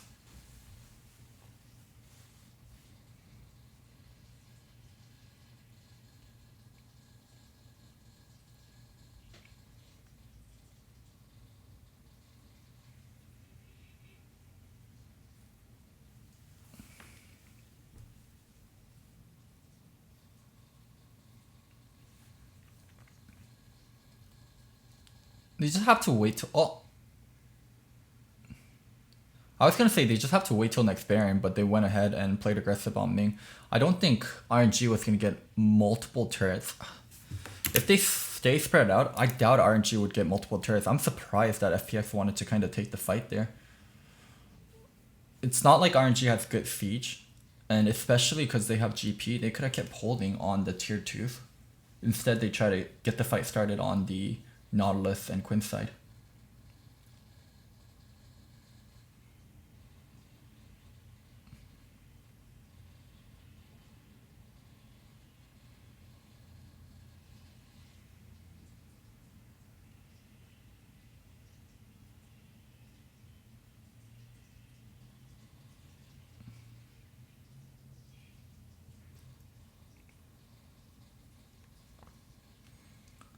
Holding bot, just waiting for the Baron to run out.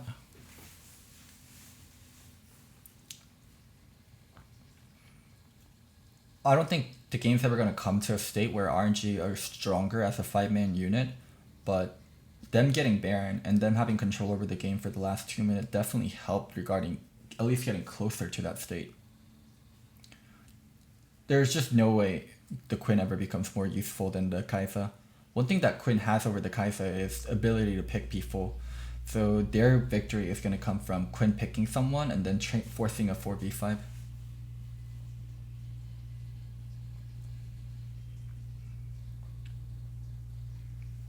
Very close game throughout.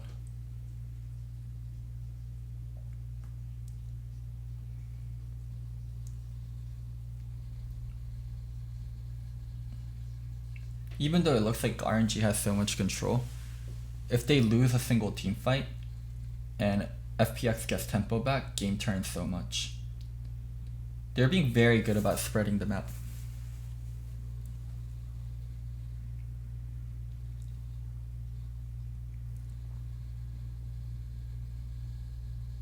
Oof, let's slow play this.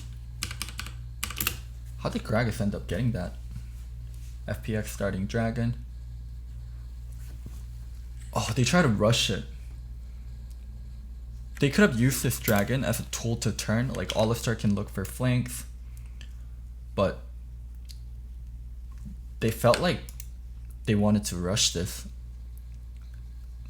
Kartha going another direction instead of meeting up with the Alistar. Really good that he went here instead of going here, which he would have gotten blocked by Alistar. Able to get in. Steel Dragon, get out. Oh, even with them taking Elder, it looks like they're losing the fight. They were very separated too, Quinn being on the other side. Get Elder, lose the fight. This is what I meant though. Even with like RNG having control over the game, just due to how the game is playing out, it's very difficult for them to actually win team fights and win the game. They have to pick off FPS, which they weren't able to do. Did he just end the game off of this? 20 seconds. Rise has flash, he can go for a EW play. Oof, Alistar try to go for one. There's the kill. The game's not gonna end here though. Oof, nice try. Oof, nice try. They're gonna give up Baron. Oh, the game got so messy. They could have just backed up there. Didn't need to go for the end. With the mid inhibitor open, they can go for Baron. Wow, is it the reverse end? Alistar doing a good job of delaying. Oh my god. Oh my god. Damn, both teams are losing their mind. Just had to be a little less greedy. RNG could have gotten Baron, FPX could have gotten Baron. Now the FPX finally ends.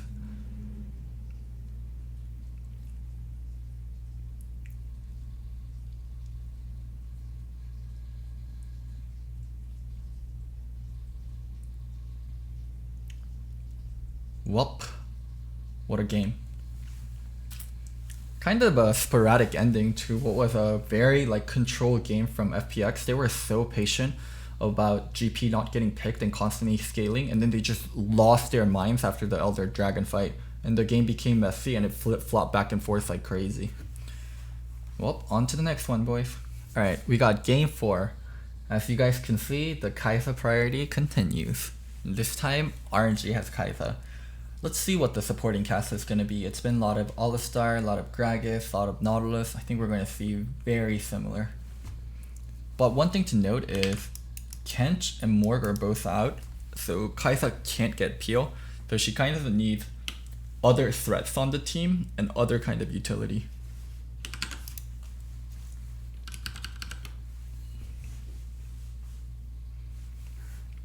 What do you take here, FPX? Nautilus, of course. Nautilus, Lucian. It's only a lame bully duo. Yep, there's a Gragas. And the other side takes Elise, one side takes Gragas. Ooh, Jarvan instead. Why Jarvan instead of Gragas?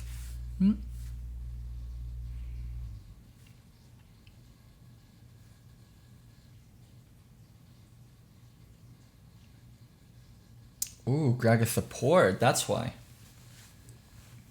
And then there's the Elise. FPX is what Griffin was promised in a way. In a way. They definitely do remind me of Griffin in terms of like how they do their team fights. It's so synchronized. And it's so one-minded. Definitely there's a uniqueness to them, but a lot of the uniqueness is coming from mid lane. Where from Griffin, it came a lot from jungle, it came a lot from AD picks, support picks.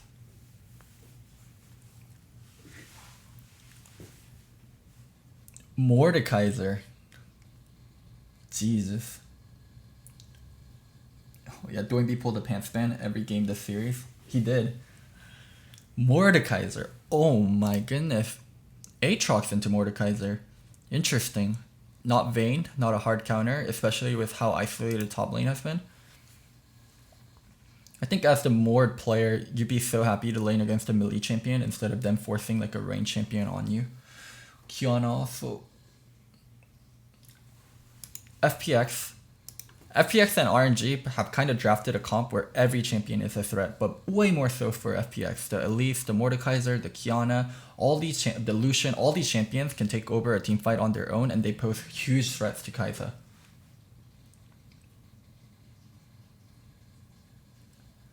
Very curious to see how this game will pan out, and very curious to see how Mord and Kiana is going to be used. Alright, let's skip to the games.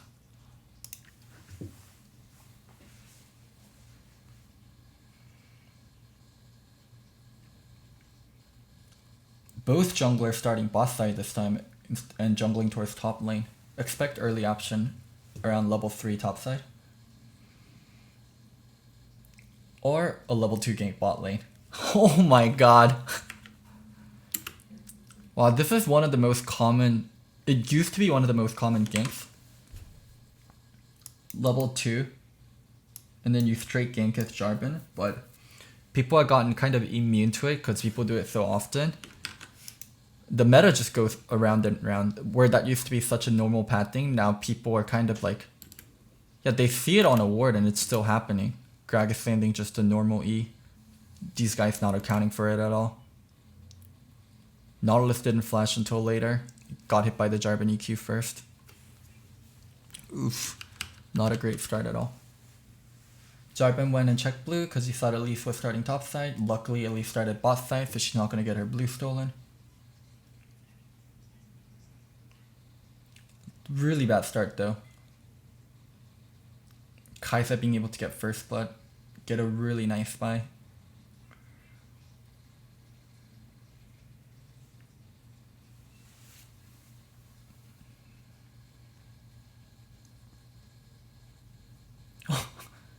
Gragas showing up here. Gragas showing up there was so crucial. Oh, holy fuck. Oh my god. I've been doing it with the wrong cam the whole time. Oh my fucking god. I'm Pepega.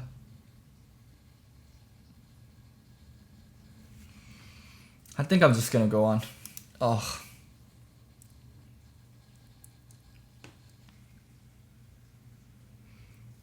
Gragas waiting here was so crucial. Forces the flash out of doing B. Almost gets the reverse kill. Really good job binding.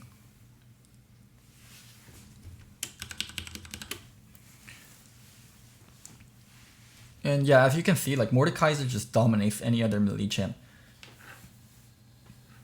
One thing that Mord can do that's so bullshit is when he procs his passive, you guys see that like circle around him. Whenever he procs that, it allows him to catch up to pretty much anyone, and it does so much damage on its own. So just being able to get the 3 autos, or a combination of 3 autos or 3 spells to proc the passive means Mordekaiser beats any kind of melee champ, and he becomes incredibly hard to kite.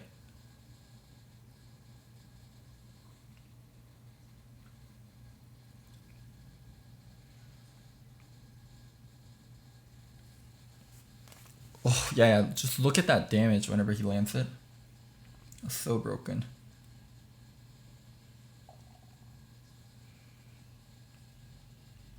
That's why champions like Vayne is so good into Mord, because Mord's counter is getting kited. Oh! And when you're a Vayne, you can kite the Mord forever. So I'm just very surprised that RNG opted into playing Aatrox into Mord, which is exactly what Mord wants to play into melee champs.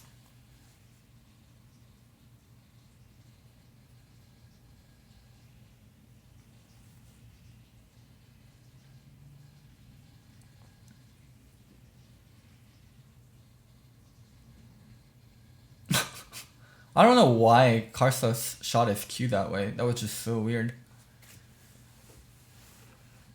It must have been a misclick, because it's not like Mord had flash, and it's like it was just so off base where he shot the Q.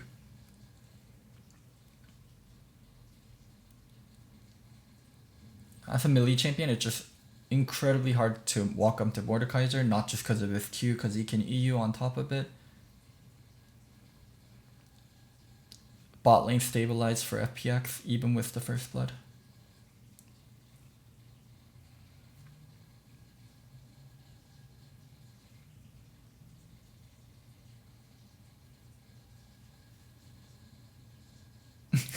Run, Aatrox, run!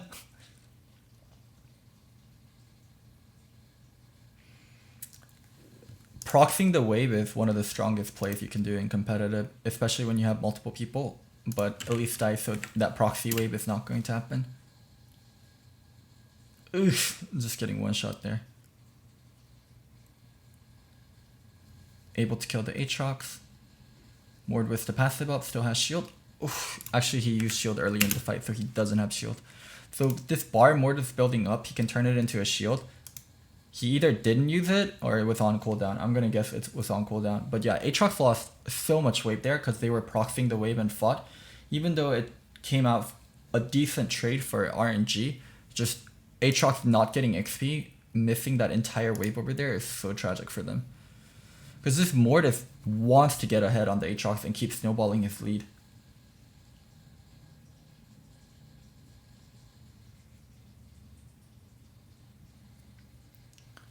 We can expect FPX to constantly go top side and enable the Mordekaiser more and more so.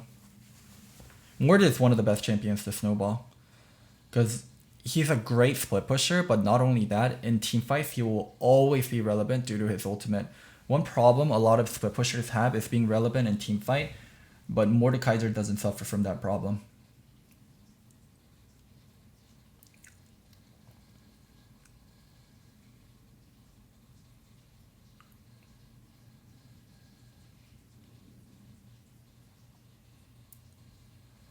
Well, I didn't even notice until now, but it's a Predator Kiana. Doing B special. RNG heavy focus on bot side. FPX trading Herald for it.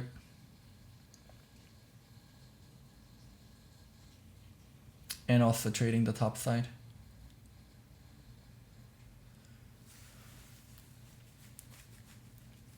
Depending on how fed the Mord gets, I don't think he'll ever get fed enough where he's going to be able to duel the Kai'Sa. We'll have to see though. But this is a game of a top lane carry versus bot side carry. One thing that's really going well for FPX, even with like the trading of objective, is this isn't a fair trade. It's a 1 turret for 2 turret plus Herald trade. And they're also getting damage on inhibitors.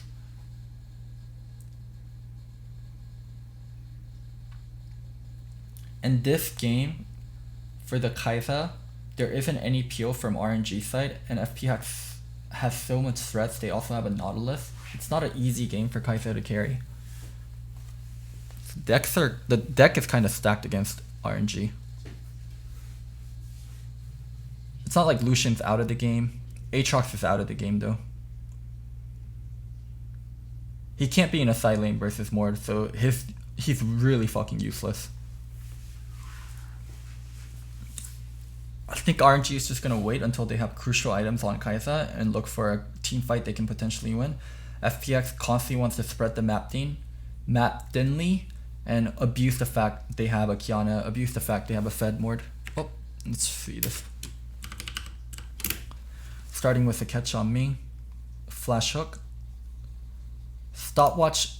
He probably expected ult to come out from Nautilus, but Nautilus did a good job of holding his ult. And then using ult right as he's coming out of stopwatch, insta-gibbed him. Lucian insta-died on the process. Looks like Doinb got caught while he was going through. Oh! Oh! He almost got the kill in rebirth. Yeah, Mordekaiser coming in. Kai'Sa doesn't have items yet, so Mord is actually winning the duel. Jesus.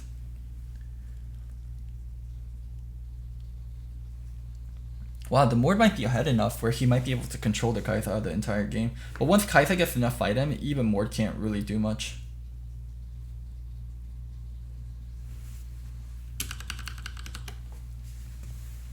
I'm very curious to see what happened to Doinb though. How did he end up getting soloed out by a Nico? Show me how that happened. Cause he was in a brush too. I don't understand how Nico could have gotten the jump on a Kiana. Oh, okay, so the Nico intercepted Kiana coming through. Okay, so Nico definitely did get the jump on Kiana, so because they had vision on Kiana as the Kiana was walking up through the river. Yeah, she got the jump on the Kiana. Still got the stun off even after the ult from Kiana. Really good job from the Nico. It's really hard to win as like the mage side versus a Kiana, so being able to get the jump and actually isolate Kiana and kill her and still be able to join the fight was huge for the Nico.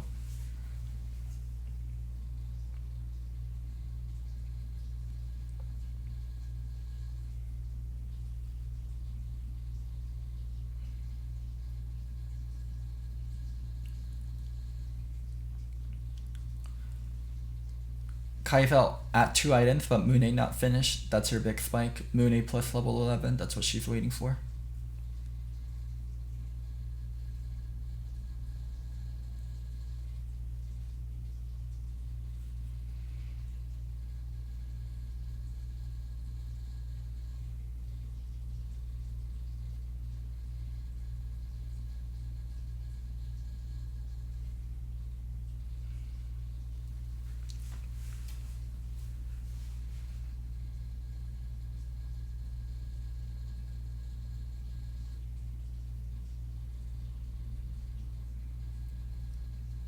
Moore just has so much control on top side of the map.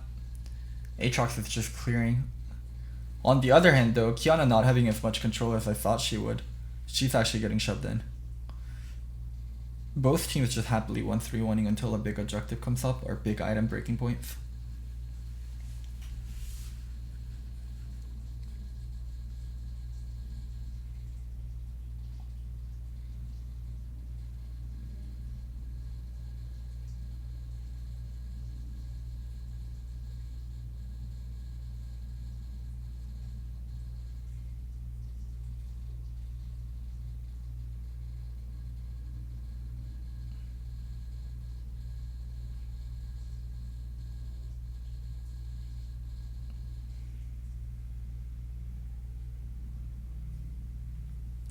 Dragon almost up.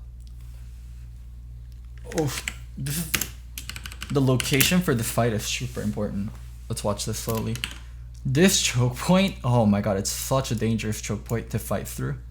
It's very narrow, multiple entrances. You can get flanked from angles, like you don't know like this hop over, you don't know this hop over. There could people even be hopping over like this. Like this is such a dangerous place to fight. Especially without deep vision. At least doing a good job of dodging Jarvan EQ. Oh my god, what the fuck is this Nautilus player? Holy sh... That hook is so insane. Jesus Christ. He's saving ult. Kiana ult missed. What the fuck was that Kiana ult?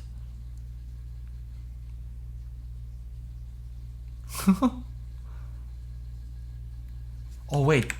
Did it not work properly because of the Jarvan ult?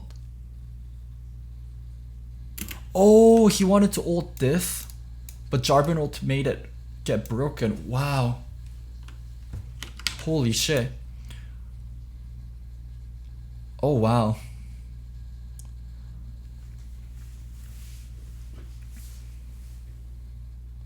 Wow, that was a 5-head move from the Jarvan. I'm curious if he did it on purpose. Anyways, Jarvan doesn't have tools to engage anymore and no stopwatch, so he can't even open and just try to buy time. This dragon's gonna go over to FPX. God fucking damn though, that Nautilus player is fucking cray cray. He was a crazy all-star player too.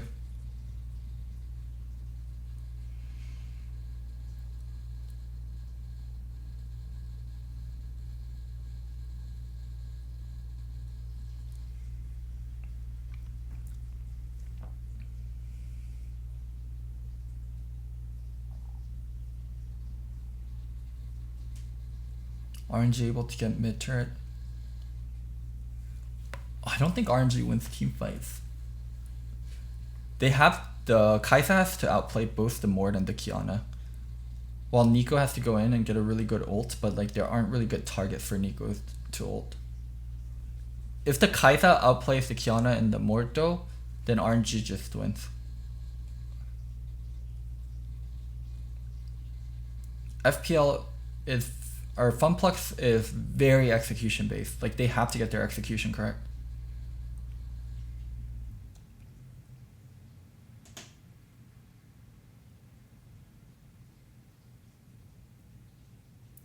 Good catch. Oh, this is gonna blow into a full-on team fight. Funny enough, this is the same spot where Min got caught last time the fight started. Like, what are you doing? You literally saw the Elise. Like, why is he walking back this way? Exact same way he got caught. Elise Cocoon into Nautilus Hook. Min gets deleted for free. Jarbin goes on Lucian. Doesn't really accomplish anything. FPX backing up, waiting for the Mordekaiser to join them.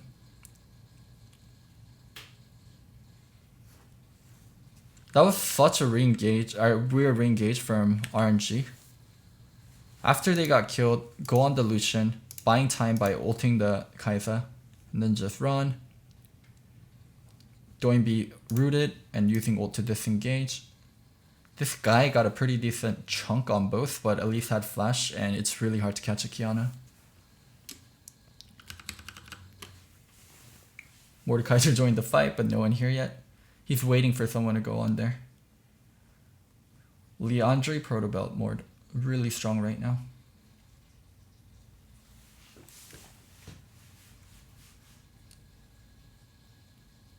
If he can, what is it? Solo the Kai'Sa or not is a really big thing. If the Mord can solo Kai'Sa, RNG can't win team fights.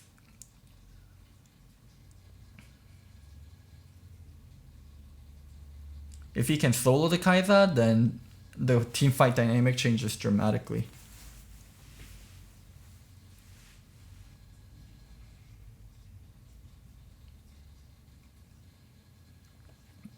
Nashers. What the fuck? Is that a build on Mord? I thought Ralice was the common build. The fuck? And she does have QSS to cleanse Mord, but still, Mord can still be threatening towards the Kai'Sa. Oh, what the fuck happened here?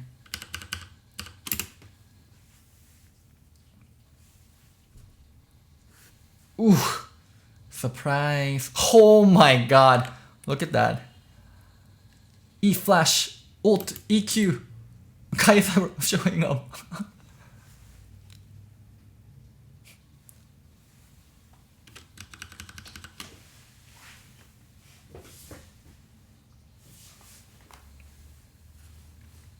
Really good catch from RNG.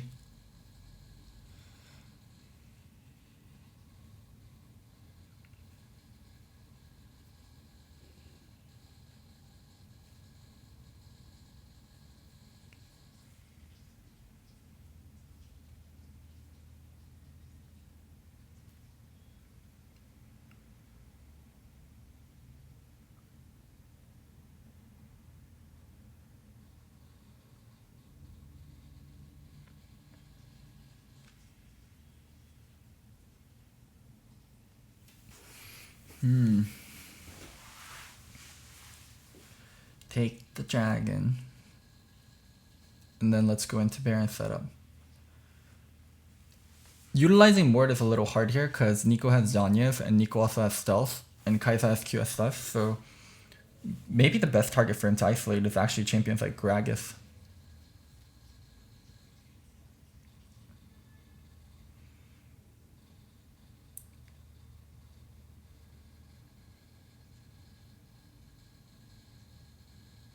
Taking mid turret while RNG took control of the top side. Oh, beautiful catch on the Nico. How do these catches happen? It's Nico with the flash and she sees them coming too. She sees him. Flash R stun.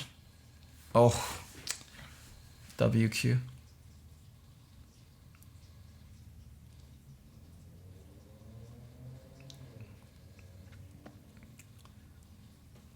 Doinb played that so well.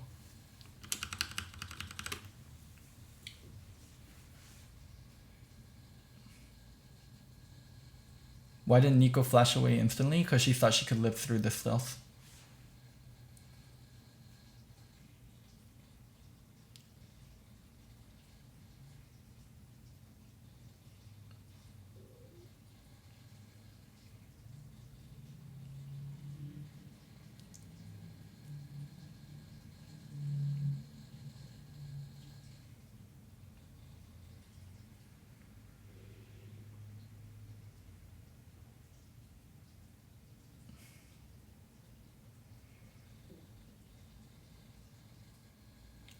More trying to get this catch.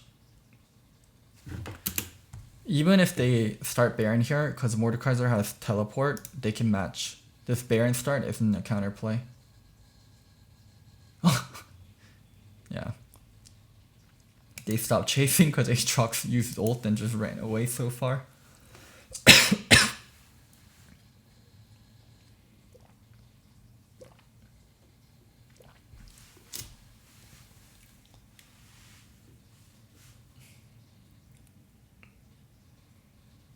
Well, he just... Okay, I guess Nash is too smart. I guess if you can get on top of people, then sure, why not?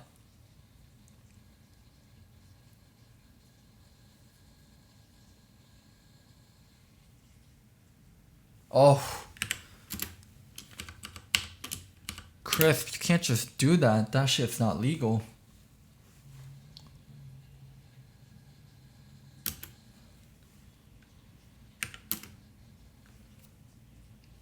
Usually Nico's fake, right? But this Nico is real. The moment she uses her spell and she's coming out, he's reacting instantly. Who is this fucker? Holy shit. Ulting Kai'Sa as he's getting ulted to make sure she doesn't have space in the team fights. He traded himself for Nico ult, Nico Zanya's. Also got the ult off on Kai'Sa as he fought.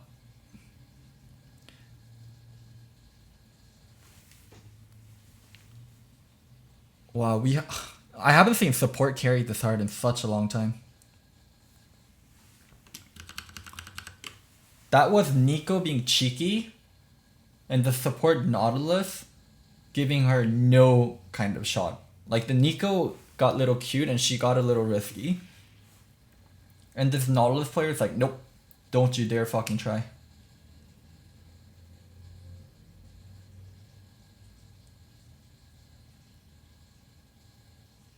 The speed he reacted and he knew it was fake, and then he also got the ult off on Kai'Sa as he's doing that. God, he just opened the team fight for FPX nearly perfectly. Nico is worthless. Kai'Sa is worthless for 2 seconds. Rest of the team can close in. Kai'Sa's left in a shitty spot afterwards.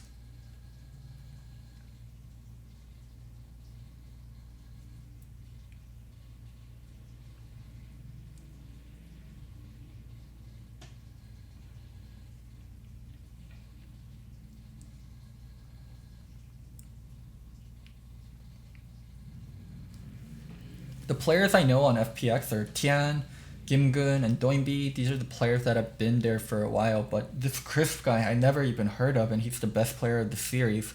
He's the best player of the series in a match with Uzi and Doinbi and Karsa. Jesus. China has some monster ass players.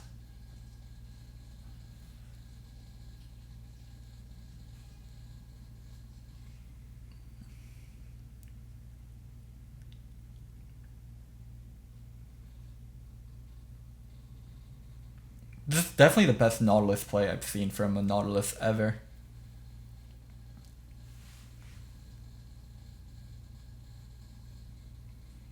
I thought it was just like a EU thing, like supports being monstrous mechanically like Hillsong or Mickey X, but I guess it's a China thing too.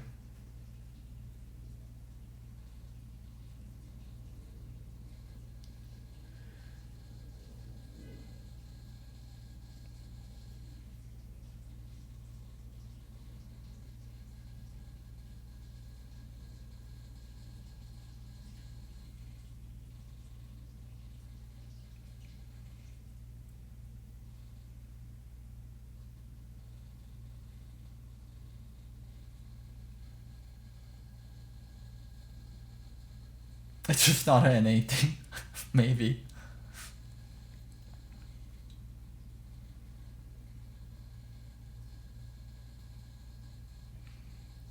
And best support we have is Core JJ, and he's like decent mechanically, but I would say core strengths come a lot more from his brain than fingers. Starting Dragon, Kiana ready to flank. Nautilus ready to delay people coming in. This angle's really good. This angle on this choke point is really good.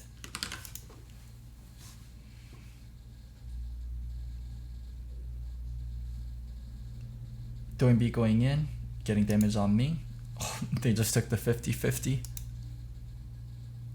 Has Elder Drake. Like China, for how good their region is and how smart of a player they have, like they're so willing to just take 50-50. I guess they feel like they're gonna win the team fight, and they're fighting in a game state where they feel like even if they get the Baron or the Dragon stolen, they win the team fight. So they're like, okay, take the 50-50 and let's team fight afterwards too.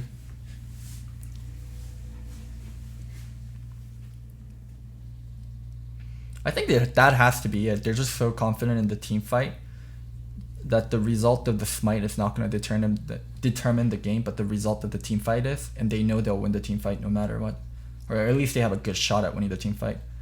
Baron and Elder, just let them know you're here, FPL. Or FPX. Holy shit, I keep saying FPL.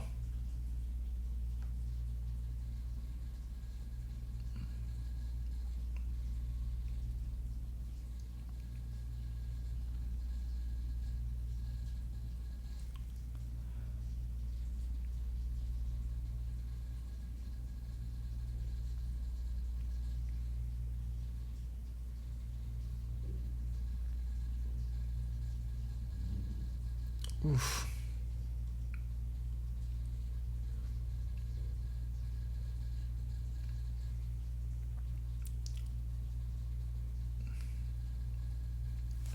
Like Nautilus is not a primary engage support.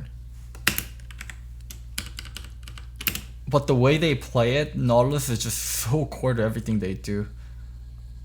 I mean, I wish I could draft for teams where I'm like, I lock in Nautilus, that's going to be my engage, my disengage. So efficient in team fight, so good in lane.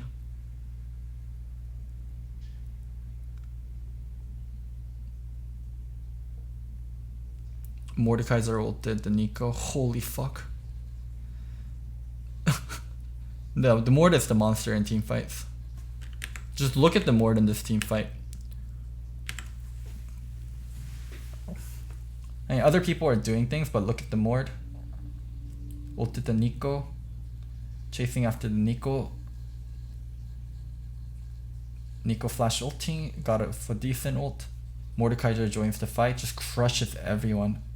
The passive up. Willing to chase down anyone. Can catch up with Proto. Wow. What a series. Wow, this year's China is really different. FPX is really different. There's no teams like FPX. I'm trying to think. Little bit similar to G2 in terms of like tempo and being willing to play out every single lane and being so good across the board, but I would say G2 is more categorized by their creative picks, willingness to lane swap, and ability to win lane.